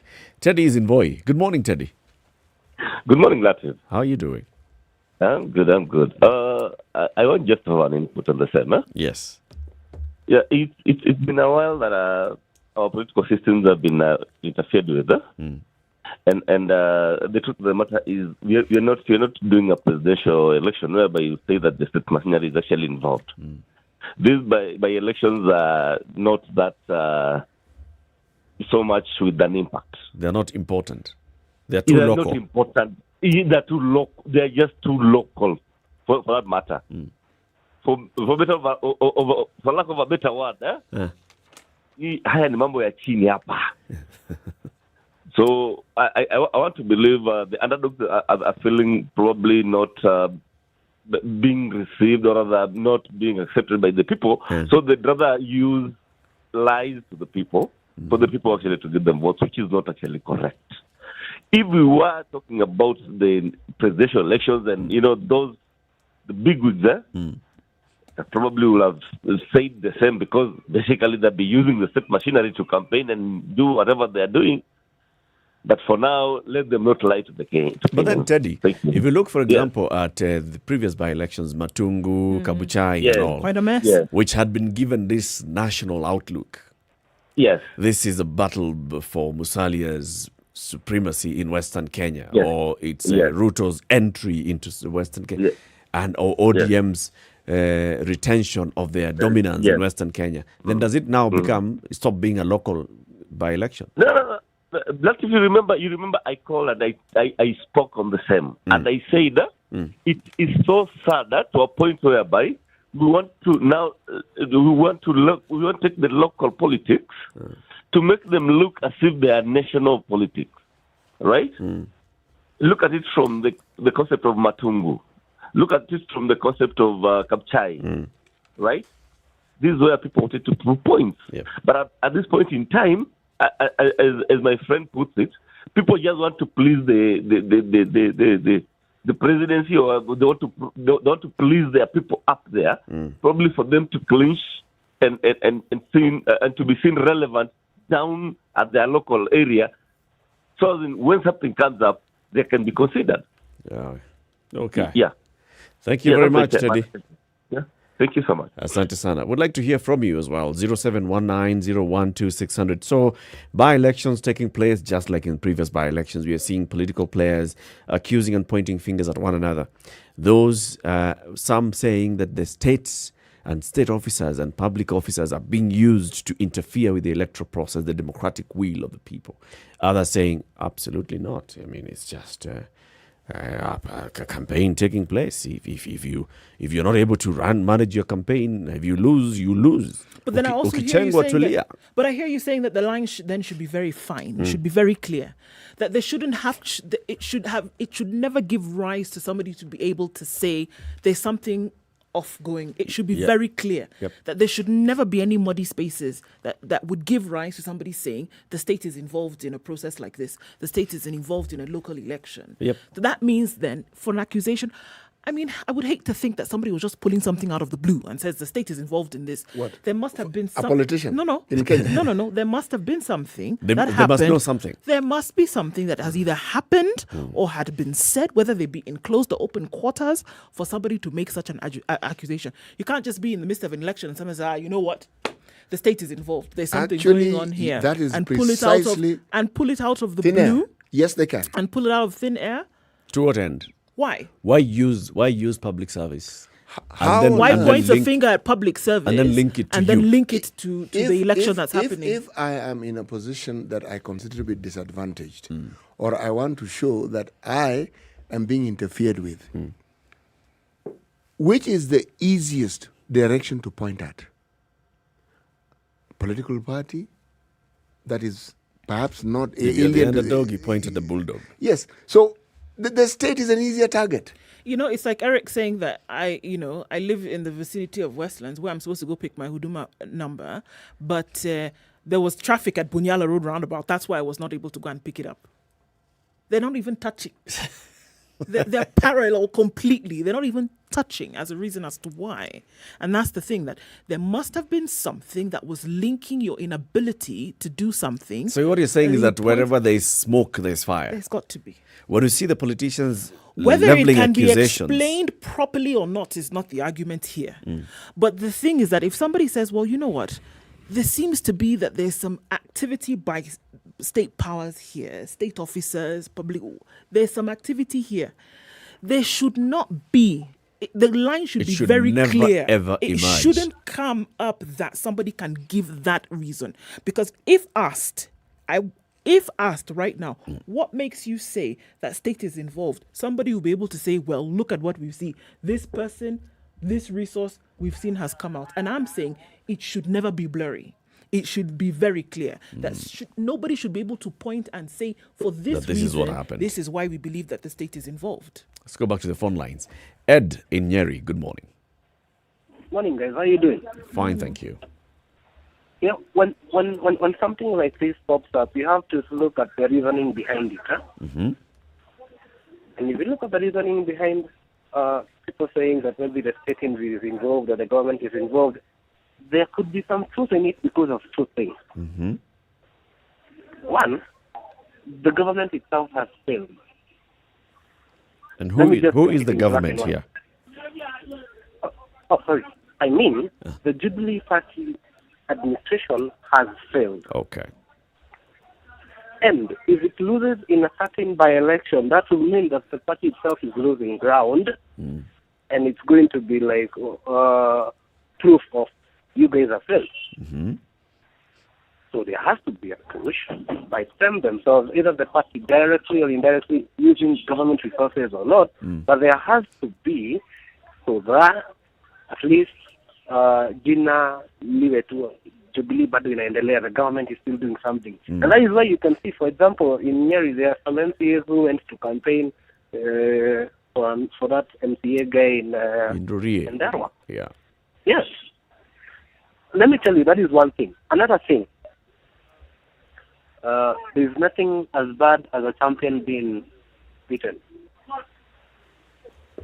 And actually, if you look at it, like for example, some of the places where Jubilee has got its aspirants currently, they are either number 2 or spouses to the deceased. Yeah.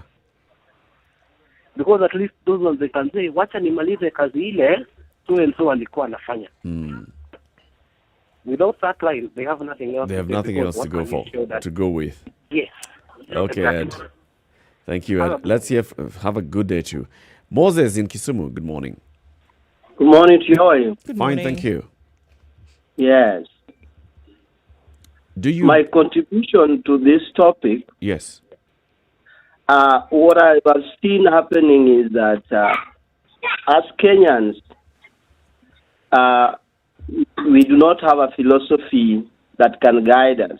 And when you look at our philosophy in Kenya, we believe in manipulating system.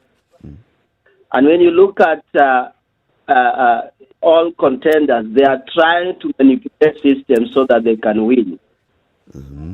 And one of the things that you see is ingrained in our philosophy is corruption.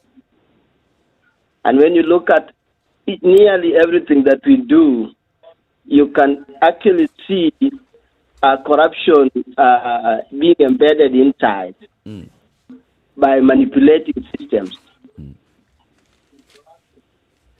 I think that is what I can contribute so far. Thank you very much, Moses. Karibu. Asante sana. 0719-012-600. The thing is, that line should be very clear, and it is actually very clear in law. You know, that use of state resources, use of state machinery, actually, the term is machinery. And by machinery, we don't just mean vehicles, we also mean officers who are paid by taxpayers to serve them as civil servants. It should not be used in an election. So when you see political leaders, it happened. We saw that accusation being leveled out very strongly following the Matungu and Kabuchai by-election. That, you know what, there's some officers in Nairobi who are pulling strings in Matungu and Kabuchai. And they occupy certain offices in Nairobi. And those officers being accused are basically civil servants. The people who are leveling those accusations are politicians. I say, privy to some information? Yes, but I say then they should go to court and to protect our democracy so that they don't lose an election unfairly like that. They should go to court and say, so-and-so did this, and this is the law that they broke. If they don't do that, either of two things, that's what I said. Either they have actually no idea at all what they're talking about, or two, if they have an idea, they have no problem with that. Because they hope that they will get to power and they'll be able to use the same methods to their own advantage. So they don't want to change the status quo. They're just making noise. Every time a politician makes noise, in my mind, there's something they're negotiating for. To actually believe that what the complaint or what appears to be a complaint is genuine, I would then ask, okay, the action beyond complaining that supports this, where is it?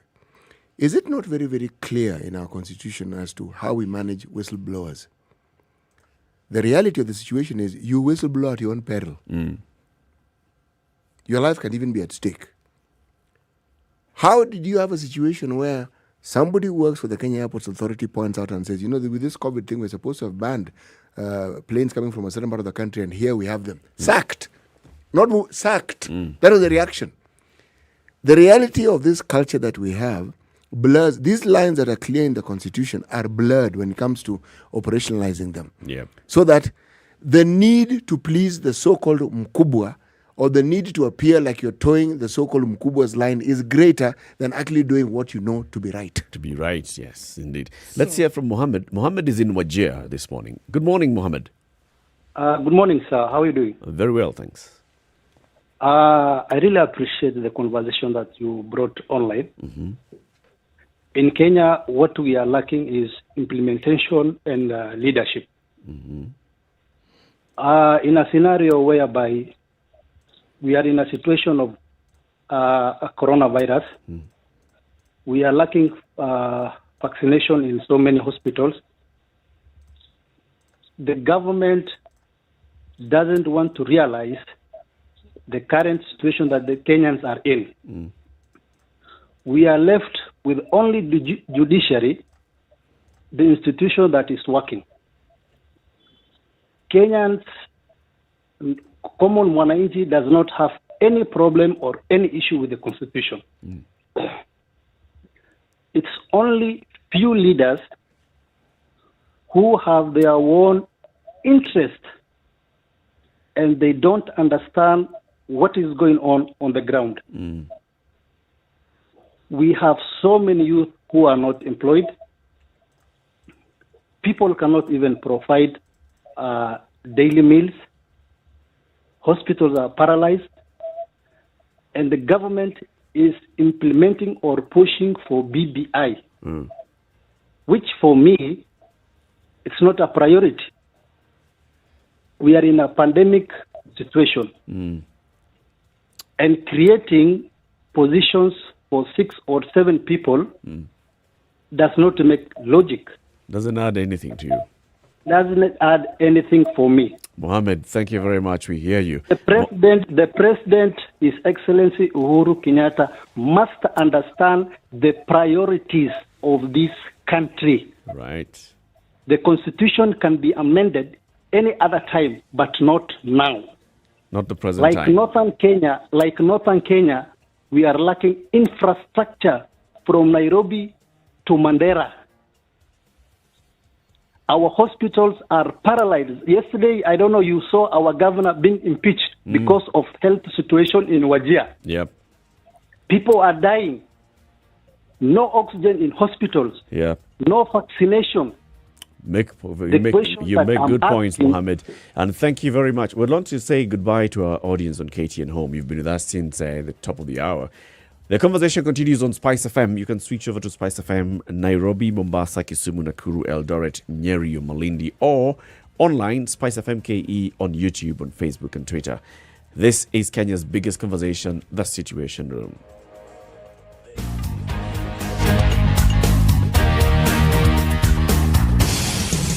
This is The Situation Room, the only way to start your day. Spice up your life.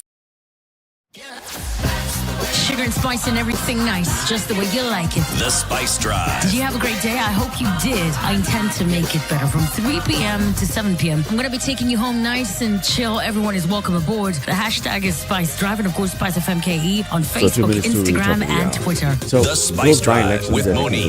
We are going to get the updates and the news with the Lamin Leoberg at the top of every hour. But also, let's see whether these accusations are going to gain momentum and then what happens thereafter. Because I'm saying, like lawyers keep telling us, the law is very clear. If the law is clear, then we should be taking steps to ensure that our civil service is not being misused by the political leadership in the executive. Eric, the thing that is not clear is the law. Yeah. We saw George Floyd, we saw clips of the knee of that policeman and the neck. We know that is what killed him. And yet there was a lawyer who stood up in court to say that was not murder. So when you tell us that the law is clear, what on earth do you mean? Clear as mud. Because for every case that somebody brings up, some lawyer will come up and give you a compelling argument, which is the complete opposite of what was made previously. So where is the clarity here? The law is clear. The law is clear. The law is clear that you're confused. That is also a likelihood, yes. The law is clear that you don't understand the law. Yes. That is also a likelihood, yes. And there's an error of judgment somewhere. This one, it seems like it's a complete error. But I, thinking as a layman, when you tell me it is clear and I see ambiguity, then I have to ask, what do you mean? You get lost. What do you mean, really? Keep it right here. The conversations continue to the next hour. It's coming up to 9 a.m. in the Situation Room, Kenya's biggest conversation. So Lea Ubaga is up next to the news, and then we take a look at the traffic. We want to hear a lot more from you. 0719-012-600. Those are our numbers. 0719-012-600 and SpiceFM KE, YouTube, Facebook, and Twitter. Good morning.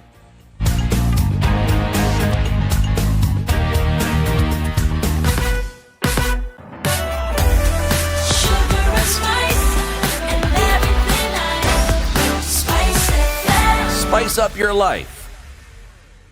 The latest news from around the world. 94.4 Spice FM.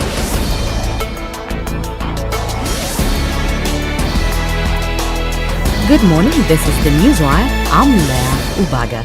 Voting has already kicked off in Juja constituency. Our reporter Emmanuel To tells us more from JQuat Primary School polling centre.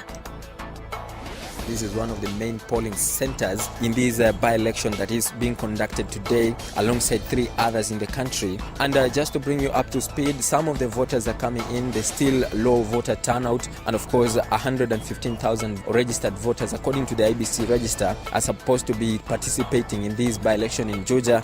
11 candidates, 5 of them from the independent, going independently, and of course 6 of them being sponsored by political parties. Reporting from Juja, I am Emmanuel To.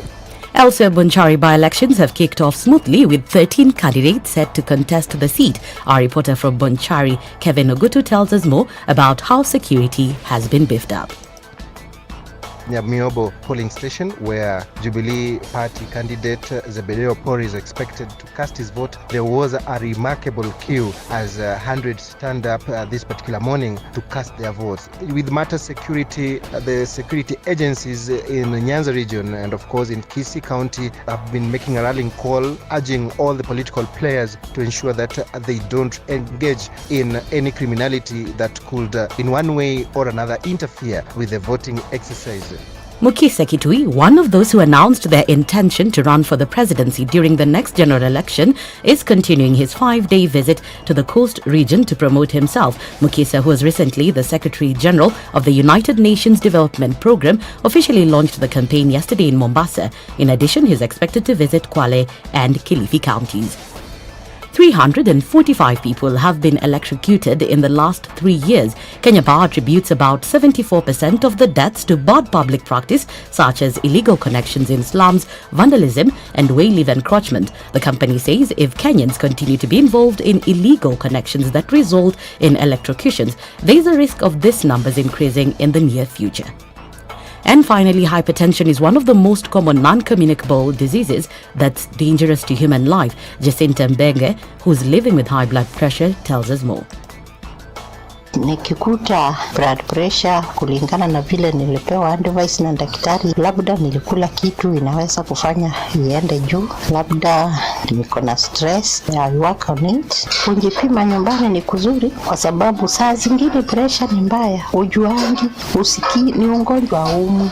However, she advises other victims to involve health professionals to better inform them about their tests. That's the Newswire. I'm Lea Ubaga.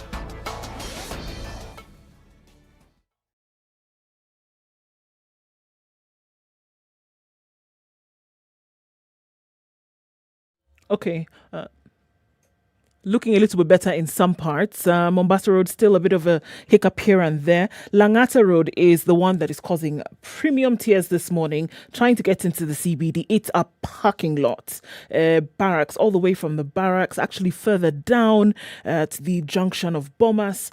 It's a gridlock. It's not moving. So if you're coming from the southern bypass, you connect to the Langata Road, you're going to have to wait it out there before you get through. So probably better to stay on Mombasa Road right now and then get out through Bagathi Way or then through Aerodrome and then out towards Upper Hill and into the city. It just looks like a maze that we have to go through, but this is what we are faced with today. All right, onto Landis Road, getting into the CBD from Jogo Road around the City Stadium roundabout. Not too bad right now, looking a lot better than it was about an hour ago. From Thika Road, Safari Park Hotel, where the accident happened, So things are slowing down considerably and there's a lot of traffic. It's bumper to bumper. So everywhere you look, guys, there's a little bit of traffic. We're going to go later past traffic hour today. We'll keep an eye on things. Help us out too so we can help others. SpiceFMKE on Twitter.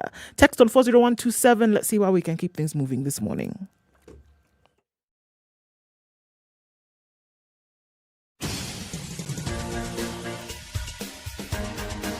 This is The Situation Room, the home of hard-hitting political commentary and penetrating insights about the state of the nation. This is a talk radio experience like no other. The Situation Room, a place for hard truths, debates, and elevated conversations. The Situation Room, witty, political, engaging, deep, controversial. In the room, we have C.T. Muga, researcher, academic, seasoned political observer, a fountain of wisdom in these politically uncertain times. Ndu Oko, Nigerian by birth, Kenyan by choice, communications expert, Pan-Africanist, a truth seeker and believer in people power, and Eric Latin, agent provocateur, the man in the chair, seasoned journalist, news hound, a man who believes in punching up, not down. This is The Situation Room, the only way to start your day. 9. This is Kenya's biggest conversation. City, remind us today's proverb. Prayers of the prey have no effect on the hunter. Prayers of the prey have no effect on the hunter. Okay. This one, we'll give you more time today to explain. We will give you more time. To explain it. Karanja in Naivasha has been on the line for a while. He has something that he'd like to contribute to what we were discussing. Karanja. Yes, Eric. Good morning. Good morning, sir. How are you? Very well, thank you. The thing is, yes, these things have been happening for a long time. Which things? And you remember Moise says, sorry, Karanja? Yes? I think we have a problem with your line. Which things have been happening for a very long time? The public interpretation fund. Okay. The starting of the... Oh, we lost Karanja. Please try and call back Karanja so we can hear. He says these things have been happening for a long time. This is the public misappropriation of public funds, misuse of state resources. People basically just deciding, okay, well, I am in power, so everything here is my subject. It's for me to use as I wish. What do I want? Am I in the position of authority to make things work my way? Yeah. But it's never asked. It's never asked unless it's pointed. It's never a big deal. No, I mean, and that's the thing. So I have a state vehicle and I can use it to run around and do whatever I need to do, right? My child wants to run somewhere. Driver, can you take this one? Well, we have a family function. There's a helicopter. Can you just take these kids to Mombasa and come back? I am the one in charge. So it's not allowed according to law, right? That's what we are saying. It happens all the time. And so for those in the position of authority should be able to make it very clear that this is the line that we are drawing and you should not actually cross it. Never give way for anybody to complain about it because people are complaining about it now. It then says something is going on. Something is happening. That we should all be on a level playing field here, especially when it comes to these politics that we see for what we have going on right now at the moment. That it should not be that somebody should have something to raise a finger about and say, well, you know what, state resources, funds, whatever are being used to be able to help the outcome of your campaign. And it shouldn't be the case. We should all play on a level playing field. You know, we are back to actually debating the new constitution, our understanding of it, as far as its applicability is concerned. Because for the longest time, the issue of government vehicles, government officials being involved in politics, it was not even an issue. They were involved. It was a Kanu thing. Kanu was one and the other. It was they were involved. And the people who were at the level of, say, the district commissioner determined what happened in the elections in his district. It was known. It was not even something that was subject to debate. And they didn't even bother to use other cards. They used a GK card. GK, clearly written. When you went high up... And their uniform. Yes, and they were in uniform. And when you went high up the rank, you were even afforded private number-plated cars. It was the norm. But it wasn't right. I'm trying to tell you. At that point, it may have been right. Yes, I'm trying to simply say that. One party state, the party is the state. Okay. Yes. So today, the times in which we are currently operating in, is that it's not just a suggestion. It actually is not Now right. it's there. And It's I'm telling you, clear in the law yes, that it cannot happen. It can be as clear as 10 daylight positions put together. But the culture that existed then is the one that we're talking about. It actually, you see this ambiguity that we keep talking about and discussing. It is because there is a way in which people were accustomed to looking at life and doing things. And you're now That's saying, how they are. Yes, now you're saying we have a new constitution. They say, yes, we get it. Okay, but let's just put it aside. No, you don't put aside. When don't even regard it. No, you do regard it when it suits your purposes. You hold it in very, very high regard. When it's inconvenient. You make noise. A lot of noise, or you just simply pretend it doesn't relate to you. Karanja is back on the line. Karanja. Yes, Eric. You were saying that these things happen all the time. It started happening during the independence, my friend, because I remember the late President Daniel Arap Moi says, nguruwe ujikaanga kwa mafuta yake. You remember this thing? You remember during the early 80s and the 90s, during the public holiday, you could see the youth men coming and closing every shop and branding them with our national flag. The youth wingers, yes.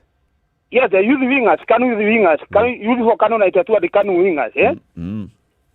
Now, coming to the point, I think the law there is not clear. Although the law is there, but if you compare the Kenyan law and the American law, it's very different. Because if you want to start for any political office, you have to resign and go and do your shenanigans, do your campaigns and everything. Yes. Yes. After you have done it well, you can now resume office, isn't it? Karanja, may I just add something to your conversation, if you'll allow me? Yes. You see, the fundamental difference is not really in our law, in our constitution, but it's in the respect that those people have for their laws. They actually seek to abide by the laws, whereas our people seek to avoid it when it's not convenient. Yes, they ignore. When it doesn't suit your purposes, you will not abide by it. If it suits your purposes, you will be the champion of that particular law. Yeah. Yes. But my point is this. We had been a lot of huge money being used, resources being used, public resources being used by the government people. You know, in Kenya we are overrepresented, isn't it? I'm not so sure. We are overrepresented. I believe you. We are overrepresented, isn't it? Yes. All right. If you look countries like China or maybe India, for instance, we have 1 billion population, isn't it? 1.4 actually. Yes, 1.4 billion people ruled by 700 maybe member of parliament. Yes. Can you compare that with the 41 million people in Kenya being represented by over 300 something? Actually, it's a little more complex than that, Karanja. Yes. What is we have the county commissioners, 47 county commissioners. We have nominated senators, either with PWD or anything else. We have women reps. We have some other nominees that's like parastatal bodies, anything, ambassadors. What are all these things for? We are overrepresented, my friend, and this is the reason why mwananchi anakufinyika kila siku na kila siku. Okay. Yes. Thank you, Karanja. Thank you very much. Thank you for your response. Asante, have a good day. Anthony in Mombasa. Morning. Good morning. How are you? Fine, Well, thank you. How are you? I'm very fine. It's a very sunny morning. Unfortunately, siasa yetu bado iko vile vile, so cloudy. It is still sunny. Yes. So now, my issue is this. We have institutions that have been put in place to be regulators of different functions. Example, EACC, Dr. Ezekiel Mutua to, Content, yes. Yes, such things. But now, those institutions do not function. I believe there are people who are supposed to look into public servants who are involved in politics. And they are supposed to regulate. They are supposed to caution. But those institutions do not do anything. Unless you're in the position or you are not towing the line of the government. Best example, the other day, I'm sorry to say, but K24 Mtaingoni was there. If it was, let's say, Murkomen, who said the things that were said, where will we be right now? Ndani. It depends. Murkomen of today or Murkomen of 2017? He will make a big difference. Whichever. Because 2017 Murkomen was in government. He was in the good books. Yes. Nothing will happen. So people have realized that if you are in line with the government, you can do whatever you want with no repercussion. And it's gotten to a point that is now blatantly open. People don't even care, even try and hide. Nowadays, just open. You misbehave, it's the police that will be sent. It will be the police that will be sent.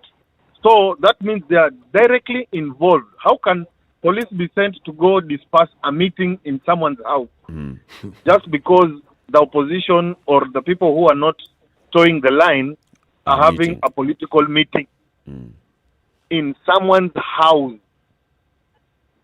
That is as far as it has gotten. So then, I hear you say there are institutions that have been created by law to make sure that these things don't happen. And those are the institutions that are failing.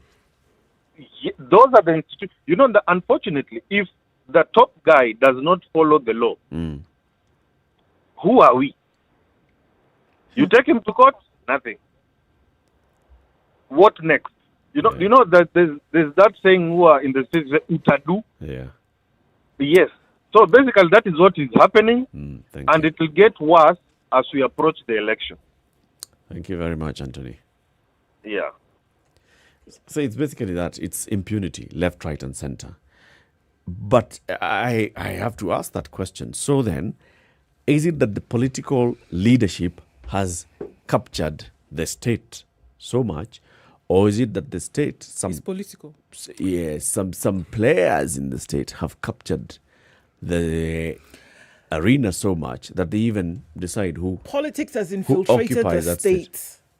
Politics has infiltrated the state, whereby then it's all right for you to work on this side for the country, but then at the same time you can dabble in and out of the things where you had initially said should be left for anybody who is not working for the state. You see? So you've allowed it to creep in, and it has become the norm, and the culture that you said had existed before, nobody's actually gotten rid of it. It's a tradition. This is the way we used to do things. So it just kind of goes ahead that it is all right for you to be able to use a state resource for personal. Yeah. It is all right for you to use a state resource to help your friend or to help this process move along a little bit quicker. And it was accepted before. But now we're not able to make, or rather, refuse to make the distinction between what the law says you're allowed to do and what culture dictated before. So we just allow it to continue running. Nobody asks questions. If anybody is going to make any kind of suggestion that this is wrong, you say, what are you making noise about? This is how we used to do things before. This is how things are. Why are you making big hullabaloo? Benjamin in Eldoret. Morning, Harry. Good morning. Okay, two things. Number one is the disregard of the Constitution and the law. We have seen how the civil servants have been behaving, and the Constitution is clear, the law is clear. So it is just a flagrant impunity, the law. Number two, what has contributed to the so-called, acrimony in the political environment. We are nearing 2022, and the realignment, the state, the party of the state and others. So those are two things which have seriously. And it is so. Okay. Thank you very much. Thank you very much, Benjamin. You know, when we interviewed PLO Lumumba, one of the times we've interviewed PLO Lumumba here, when we were celebrating 10 years of the Constitution, right?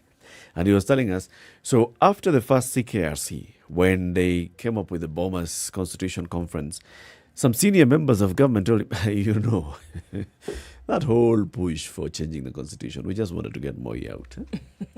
We didn't have really a problem want to protecting change the Constitution. We would not have gone that far. I mean, come on. What we just needed was to get the one guy out so we can come in. Then we continue. Yeah, now that we're here, why do we need to change the Constitution? But it wasn't just with PLO. There are senior members of that government who openly, it's in the public space, and said, what do you mean? We just wanted to... Same thing. What we wanted was to remove... the oppressive regime. Yes, but now that we are here, what makes you think we want all these changes? We're okay with things, actually. We're really okay. It was the individual. It's not the thing. There's nothing wrong with the system. Yeah. But take this discussion further and ask yourself, when you're looking at Kenyans, it's like there is this dance, the music seems to be the same, the music is called Kenya Yetu, all right? But then the dance styles that you keep seeing around you differs. And everyone keeps telling you that their dance style is actually the one that is in tune with the music that you're hearing. And yet you actually wonder, because when you listen to the music, watch the dance style, you realize there's discordance here. What am I saying? I am saying the dance that Kenyans have gotten into is one where, when it suits our purposes, yet again, we will speak against the oppressive issues within the government or political parties who have issues that we have issues with. But when it doesn't suit our purposes, there will be a completely different song and we'll be saying something completely different. So what am I saying in a nutshell? We actually don't mind corruption. We're okay. So the people who are complaining currently, had it been that so-called state interference was happening to their favor, they would not have an issue. That's why they are not going to court. That's why they're doing nothing beyond making Beyond noise. making noise in public spaces. They're not taking up Let's hear from Joseph. The recourse that would be suggested. Yes. Joseph is in Nyeri. Good morning, Taiga. Good morning. How are you? I'm fine. What I want to say is this. ODM are completing right now because the shoe has changed. When it was in Kibra, when the state was against the Tanga wing, and you see how Didmas, Ichongwa were being dealt with, they were happy. You remember even Junet talking about the heart of Didmas Baraza. Now, because the government, the state doesn't want either UDA or ODM to take the seat. Now, that's why they are crying. You saw in Matungu, at Northern Ward, how the state dealt with ODM and UDA. And state violence can be used in different ways. One is direct, the other one is indirect. You can hire goons, and they deal with their opponent, but the police would take any action. And when the other side complains, the police will take action. You saw in Matungu how the ODM were dealt with by the goons. Yep. And the police have never taken any action. You remember the issue of Echesa? About 50 to 60 police officers arresting one person. And the one of the side, the ones that were fighting ODM, the ones who had the knives, the police are never taken in action. Remember the word, Ladan word? You saw how the police were siding with the side of Jubilee, that they were even beating the likes of Mukomen, Nixon Koril. Now ODM are crying for because the state is dealing with the governor Ongwae. They are arresting him. They had arrested Timothy Bosse. You see how they are dealing with UDA because they want the Jubilee card. Now they are crying for. So it's just crocodile tears. Even in Juja. This is just crocodile tears. It is because it's not on their side. But if it could have their side, they could be happy. You see how when the BBI issue, when the chiefs were collecting the signatures, they were so happy. And when the other side was complaining, they were saying, it is our turn right now. They think that in 2022, you just be telling you BBI is just a useless document. It will not, because the issue was electoral injustice, and we are continuing to see it. BBI was nothing. It has solving nothing. It was just a useless document. Thank you very much, Joseph. Have a good day. Anthony in Mombasa, good morning. Good morning, station room. Good morning. Good morning. How is everyone? Fine, thanks. Missouri. This issue, it has been there from time immemorial. And lest we forget, just the other day when collecting the signatures for the BBI, the state machinery was used.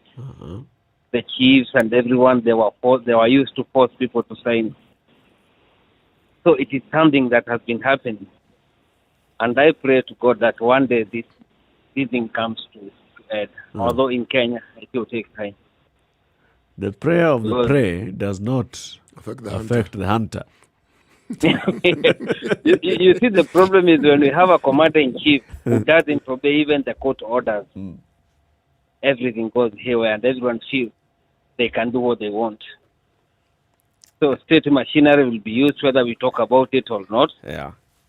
What matters at the end of the day is, will the right person be the winner? So the people... Because there comes a time when even if the state machinery is applied, the people vote overwhelmingly such that the state machinery is defeated. Okay. And I think we will see this one in Juja. Because huko pesa imemwagwa na imemwagwa vizuri ya serikali. State machinery is being used in full in Juja, but they're gonna lose it. Let's see. Thank you very much, Anthony. Have a good day. Use or misuse of state machinery. It's actually misuse of state machinery against the law. The law is clear on what you do and who the state officer is, who a public servant is, how you cannot participate as a civil servant in a political process at all. You cannot campaign for any candidate. You're a regional commissioner. Keep off. That's not your turf at all. All you do is ensure security for all candidates in accordance to the law. So what we see now in terms of what is being said, throwing of tear gas here, back and forth, should not be happening. Police should not be used to quell the crowds. So the accusation here is that the police are being ordered to go and take this action to further some political interest, some political play, right? When police are sent to the home of Governor Ongwae in Kisii, or when police are sent to arrest the treasurer of ODM, this is police being misused.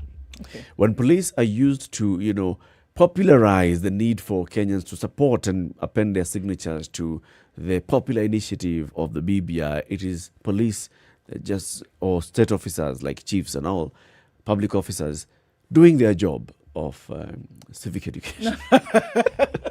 It's rich. That's the argument that's brought out by the politicians. Actually, I like the angle you've taken, because my mind went to public participation in the days when Harambes would be held and chiefs would come to every homestead with a book. And if you don't have the money, they'll take your chicken. Yes, they come with a book. Yes. How much have you contributed? Yes.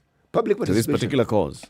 Because unajua mzee is coming for a major Harambee. And we have to raise this. And we have a quota per location, per division. Sub-location. Like all the way.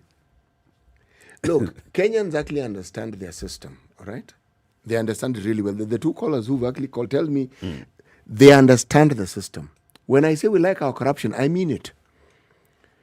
If we didn't like this corruption and the impunity, believe me, at the very basic level of where we are at our village level, we would fight it.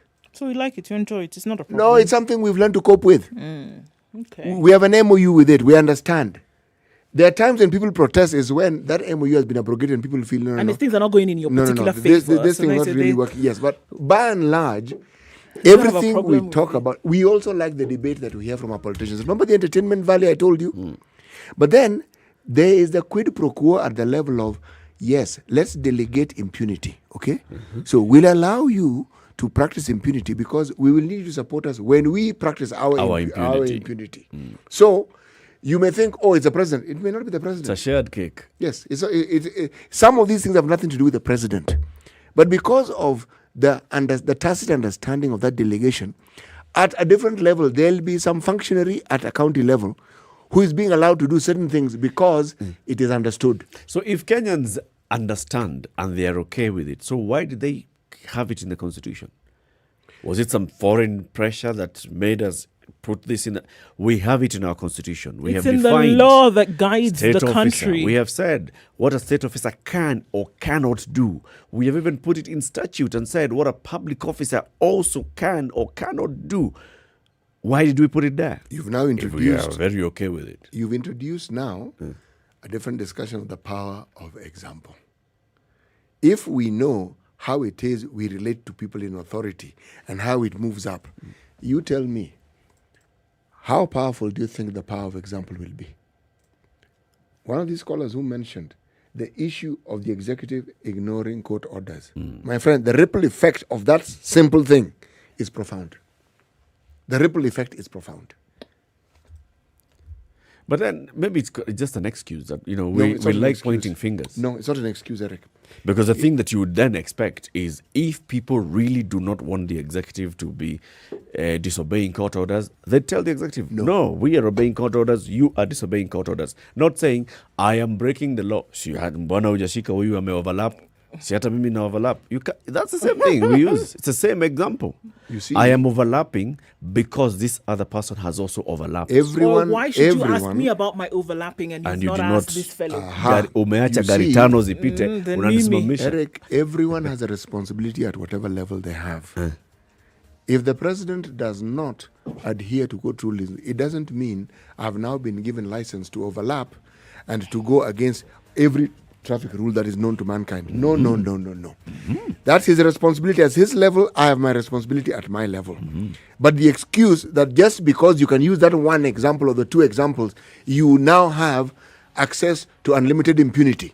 Now that is where we go wrong, because we're making it our culture to use every excuse to do what we want to do in breaking the law, and we use the examples that we are citing as the perfect excuse, a reason for what we're doing. No, it doesn't hold water. After all, those in power are doing it. So why not me? It doesn't hold water. Exactly. It doesn't hold water. Let's take a break at this point. 29 minutes to 10 o'clock. We want to hear from you. 0719-012-600. Is the law very clear on use and misuse of state resources for political gains? We are seeing by-elections today. Accusations have been leveled against the state on misuse of state resources, going to arrests people who are supporting certain candidates. Money has been poured. We've been told money has been poured in Juja constituency. At what point do we say enough is enough? Good morning.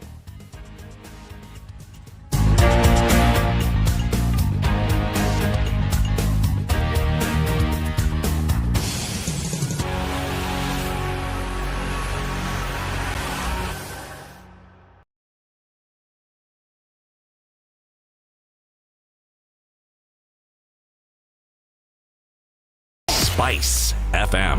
Hey, it's getting hot in here.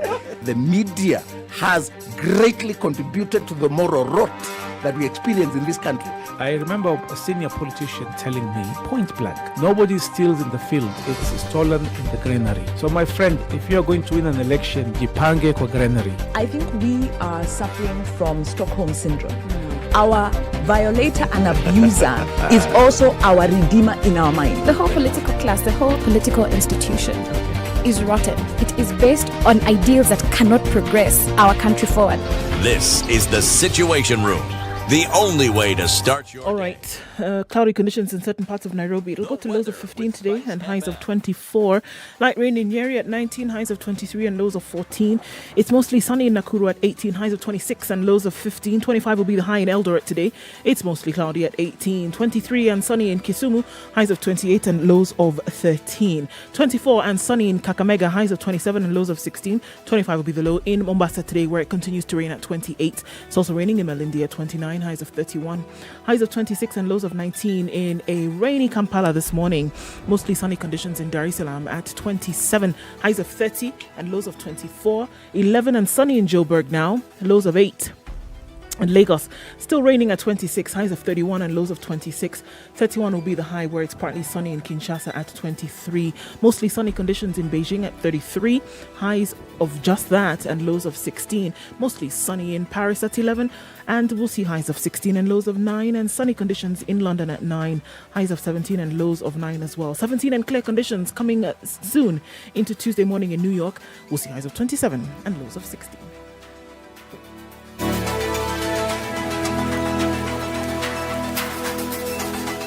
Are you ready? Okay. Spice FM. And we still see quite some on many of the roads in Nairobi this morning. Still on Mombasa Road, a little bit in and outbound, but not as bad as it was earlier. Where it's still hot and heavy is on Thika Road, as well as Langata Road today. In and out of the city centre is taking some time to be able to sort this out. Okay, so let's just watch out for it. We're out of traffic hour, but still things are quite heavy there. And we'll see it probably pick up later on in the day. Talk to us through the day on SpiceFM KE on Twitter. Text on 40127.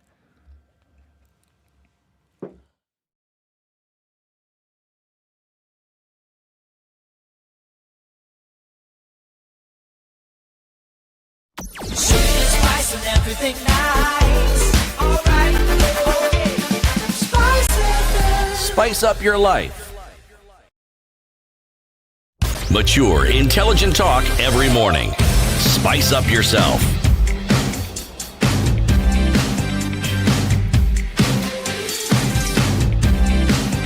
Mornings the done right. 94 public officer and politics. We see people who've been appointed to positions in state office, cabinet secretaries, for example, making comments here and there and appearing to participate in electoral processes, in elections. Is this right? Is this wrong? According to the Constitution, it's wrong. Who is a state officer? President, Deputy President, Cabinet Secretary, MPs, member of the Senate, woman rep, judges and magistrates, members of commissions, holders of independent offices, members of county assembly, governor, deputy governor, Attorney General, DPP, Secretary to the Cabinet, Principal Secretaries, Chief of the Kenya Defence Forces, Commanders of the Kenya Defence Forces Services. And what is it that the law restricts them from doing? One, full-time state officer shall not participate in any other gainful employment. Any appointed state officer shall not hold office in a political party. A retired state officer who is receiving pension from public funds shall not hold more than 2 concurrent remunerative positions as chairperson, director, or employee of a company owned or controlled by the state or a state organ. A retired state officer shall not receive remuneration from public funds other than as contemplated in previous clauses. All these things that we're saying. For example, that grey line between, so as a state officer, this is president, deputy president, member of parliament, judge, commissioner, blah, blah, blah, blah. If you cannot hold a position, hold office in a political party, what does that mean? So that means everybody right now who's holding positions, including the president. At what point is holding... Contravening the law. There was an argument at some point that being a leader of a party is not holding position in a party. Then let's come to the chairpersons of parties. The chairman of KANU is a member of parliament. The chairman of ODM is a member of parliament. Okay, so you can be a leader, you can be a deputy leader while being a state officer, but you cannot hold administrative position in the party. Okay, that's so what we're saying now. Is a chairman an administrative position? That's what I'm asking you. He's a member of parliament, a state officer. Yes. So there's a problem there. There's a problem then. Is the law clear? It's not. I think there are a couple of grey areas here, and it is upon that people will use to argue their position as to why they are doing what they are doing, because the law is not clear in terms of what has been prescribed, what you can or cannot do. that today, even those people holding those positions are not clear on the position. What is it? Okay, so can I or can I not? And I'm a leader. I'm not an executor. Even if it was clear and they even itemized positions in government and said permanent secretary, director, even if they went into great details, the culture that we have for doing business will still trump it. It is not a culture that we want to give up. We talk about wanting to give it up. There are sections of our society that actually determined that these changes should come about. But remember, when we were talking about change and we wanted a new constitution, do you realize that when we got the constitution, many people, as far as they were concerned, we had arrived? Yep. Done. So we've got a new constitution. That's it. Done. So their participation is no longer their job. We've got the constitution. Now, can we now move on with our lives?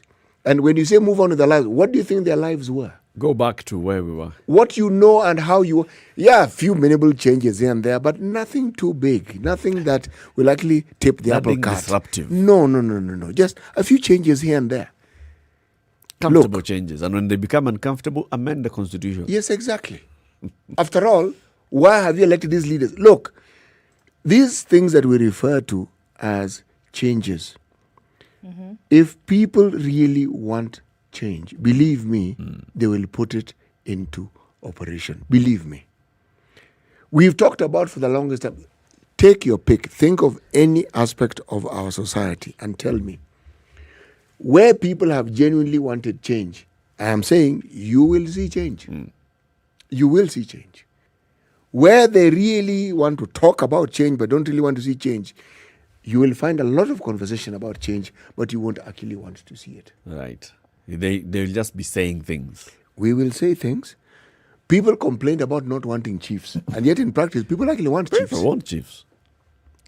I'm one of those people who have no problem with chiefs. Yes. Let's go back to the lines. Yegon. Yes, good morning, the Situation Room. Good morning, brother. How are you?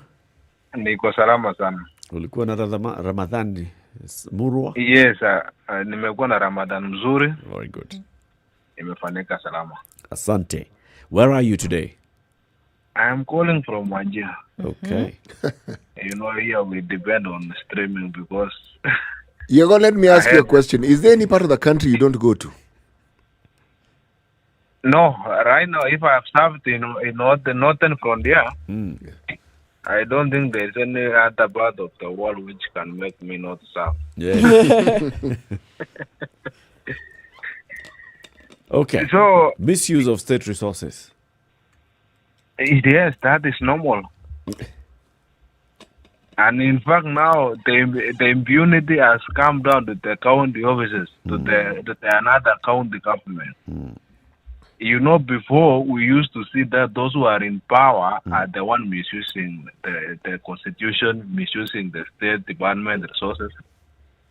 But right now, today, we are wasting a lot of taxpayers' money in the counties because of misuse of the resources. Ambulances run out of fuel. The fire machines. And the reason is very simple. The county vehicles which belongs to the government have been used by those who are in authority as a family private car. There is no exception when it comes to that. Yeah, if I'm the one in charge, the vehicle is here. Sasa sinataka kukimbia Nairobi kidogo. You will go to you know you can go to Nairobi for activities, Yeah. But now you want to go collect your girlfriend, you want to go and drink in Eldoret, for example, now in Nakuru. What's the difference? Somebody has a wedding, you want to run there. you have a wedding, you have to go, and you are still misusing up to the driver. Yep. Yeah. And because it's accepted its previous culture, you think it's all right, and you don't want anybody to come and ask. And the national government are always they are aware on that. They don't care because, for example, when I want to use a motorbike for my facility, that is under 08 of Wajir County. In every stopover, when you have a barrier, you are asked to produce the sheet, the traveling sheet, the program. What are you taking? But now the law applies to small fish. It's you guys who will be stopped. Yes, but these guys of double cabin.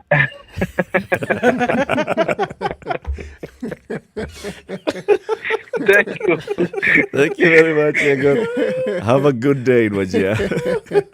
Impunity at all You levels. even know the ones they used to misbehave. You know the vehicles that they used to Give misbehave. you practical experience. Absolutely. I use my motorbike, I'll be stopped. Bigger guys. You wave. Habari mkubwa. Yes. Look, You there's even also- glorify it. Yes, there's something that we actually must also point out. Civil servants require politicians to advance their careers. The politicians have the ability to advance a politician's career. A civil servant's career. But also significantly... A civil servant's career in civil service or in politics? In civil service and in politics. In this country, the two are intertwined. Let me repeat what I've just said. They are intertwined. Because you will find, for instance, the president, a leader, has people around him, civil servants who are supposed to carry out a certain agenda. But the truth of the matter is this. These individuals also have their own private agendas that they want to pursue with this position that they have. And sometimes to the detriment of the president or the leader who has given them that. But they will have their private agendas. Let me ask you, how often have you seen in this country civil servants who have a certain position that they have taken, which they believe is for the good of the country? How many have you seen resigning and saying, no, I am not going to carry out this thing, I am resigning? I think you'd have to struggle to find one. Yes, and how many have you even seen outwardly speaking and saying, look, this government position, I don't really think that I'm in favor of it. And if they have, there have been consequences. Yes. So, people like the plush, plum positions that they are in, and they are not going to take a position that will jeopardize it. They hardly will. Even if they feel that there's something that is not right, they will not speak out even if they can. Because if they do, They lose those positions. There will be consequences. By the way, there's something we have. It's called the Public Officers Act. It is section 16.2, okay? If you look at it, one of the things that it actually prevents you, if you're in a position of authority or in the government, you cannot really go around making statements. No? That can be adverse or can be considered to be adverse to the position of the government. You cannot. And it makes sense. Yes. To some extent. Yes. And that's why the expectation is that you're going to step aside and then come out and say, you know what, I disagree with this position. Yes. In principle. Yes. And I'm stepping aside. Yes. I do not want to be part of Yes. this. All right? If you do, but also it's because the law, not the same law, but the law gives you other avenues to address these matters. It does. The law allows you to do your job as you're Yes. supposed to do your job. Yes, it does. In your own professional capacity. There's no point, for example, at some level as a senior administrator in a ministry where it says you must obey the command of the minister or your senior. That is true. There's no way. You have ways of raising concerns. You But have you ways of saying no.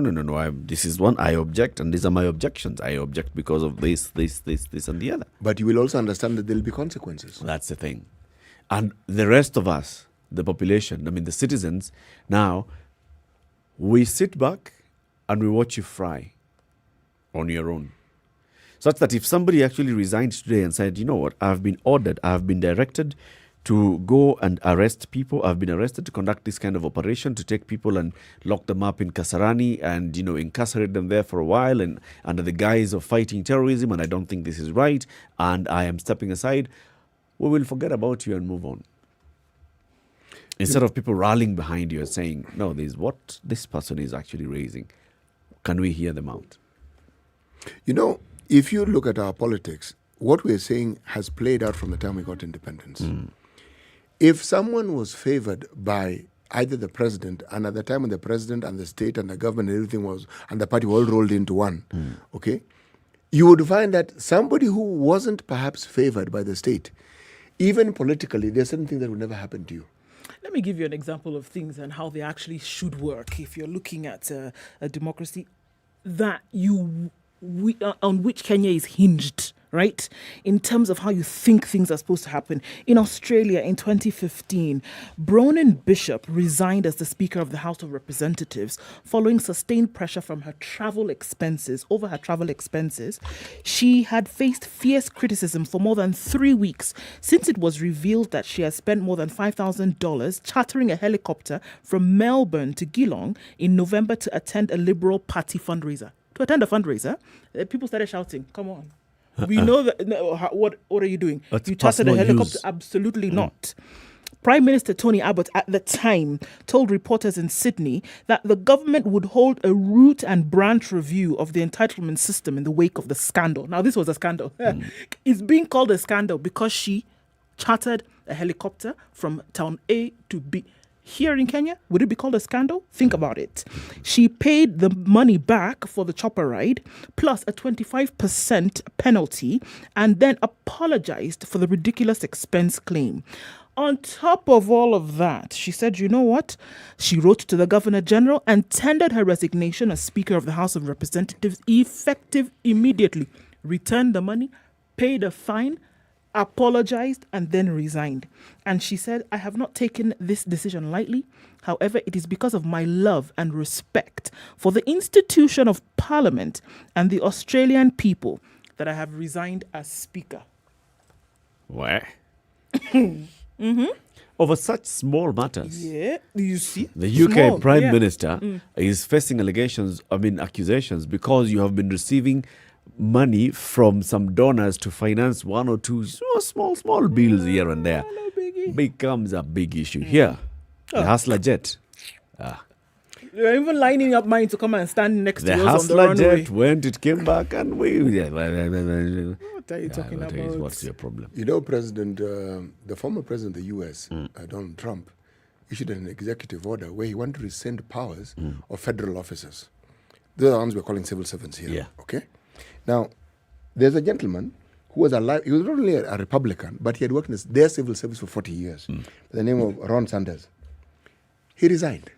He said, and by the way, he didn't just resign his position. The man had been promoted. Okay? He had actually been given a really serious boost in his career. But he said, folks, this one, no.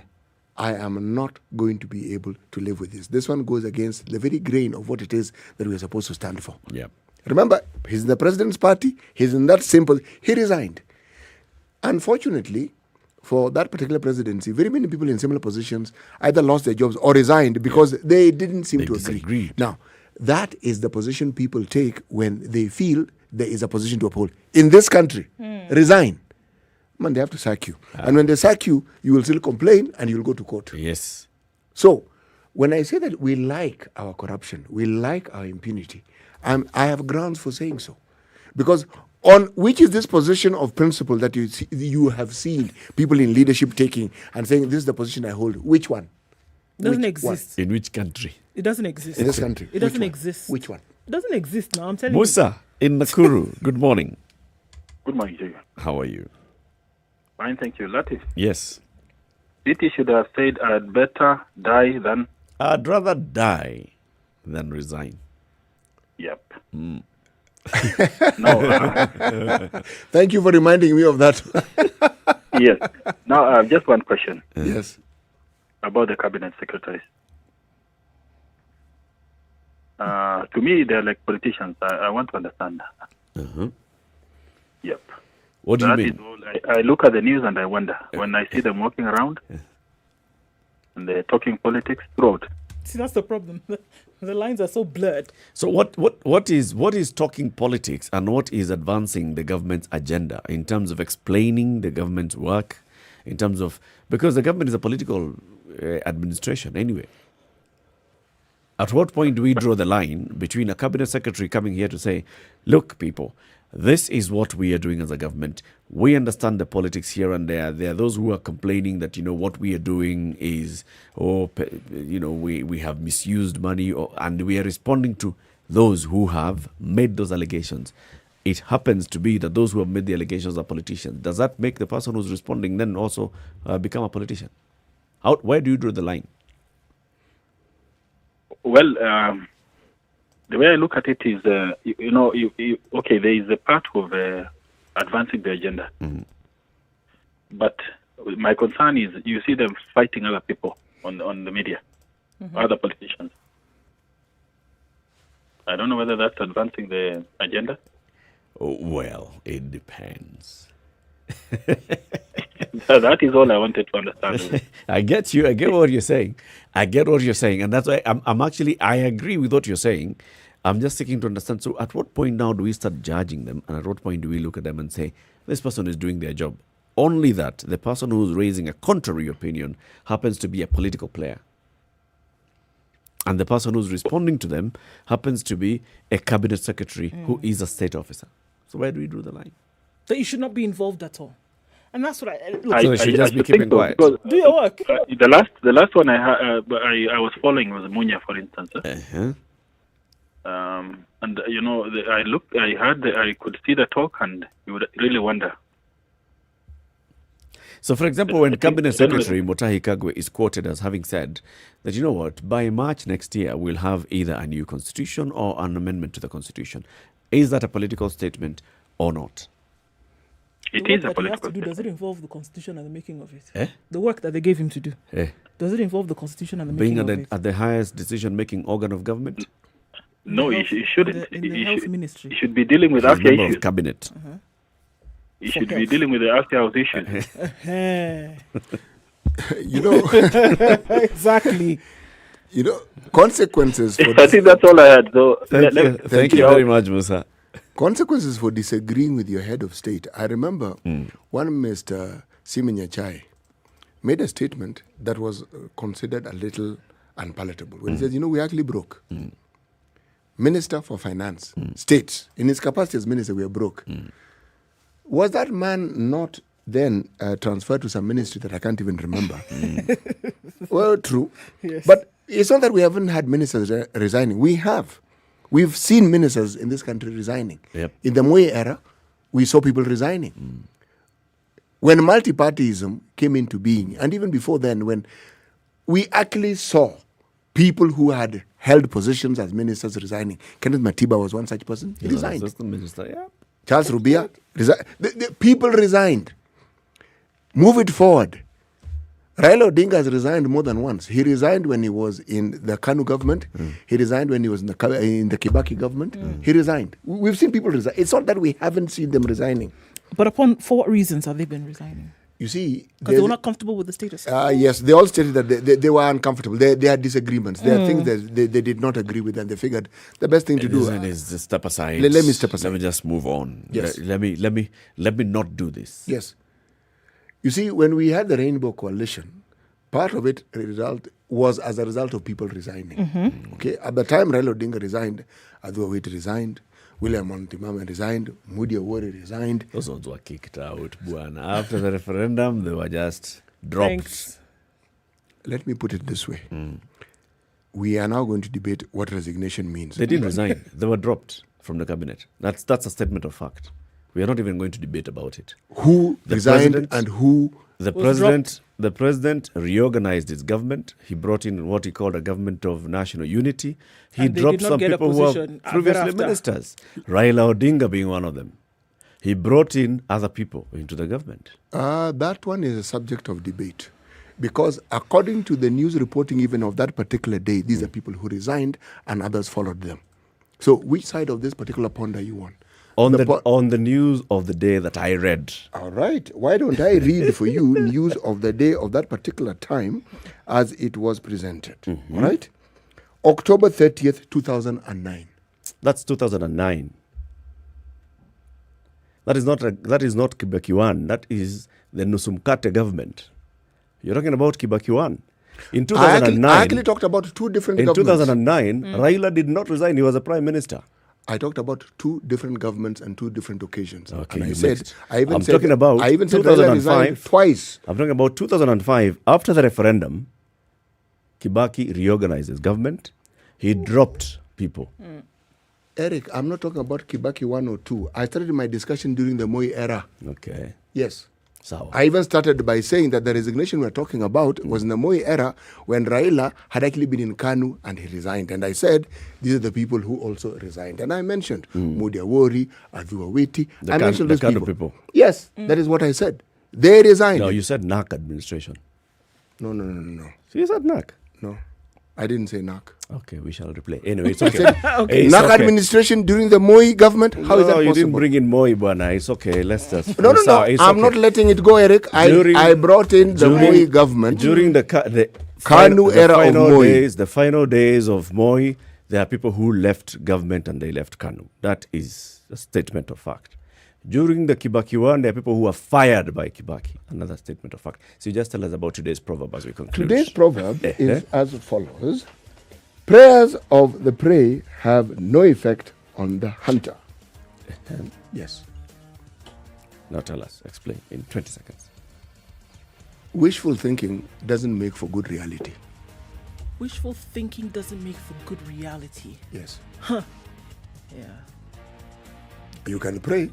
So you can have positive thoughts. The issue isn't the intensity of your prayer. No. It's the wishful thinking. Yes. Wish. It's the object of your prayer. You can pray all you like. But if it's based on something that isn't tangible or real, that prayer will... My goodness, you've dashed the hopes of quite a lot of folks. That's a good one. Thank you for tuning in. See you again tomorrow. Good morning. It's 10 a.m.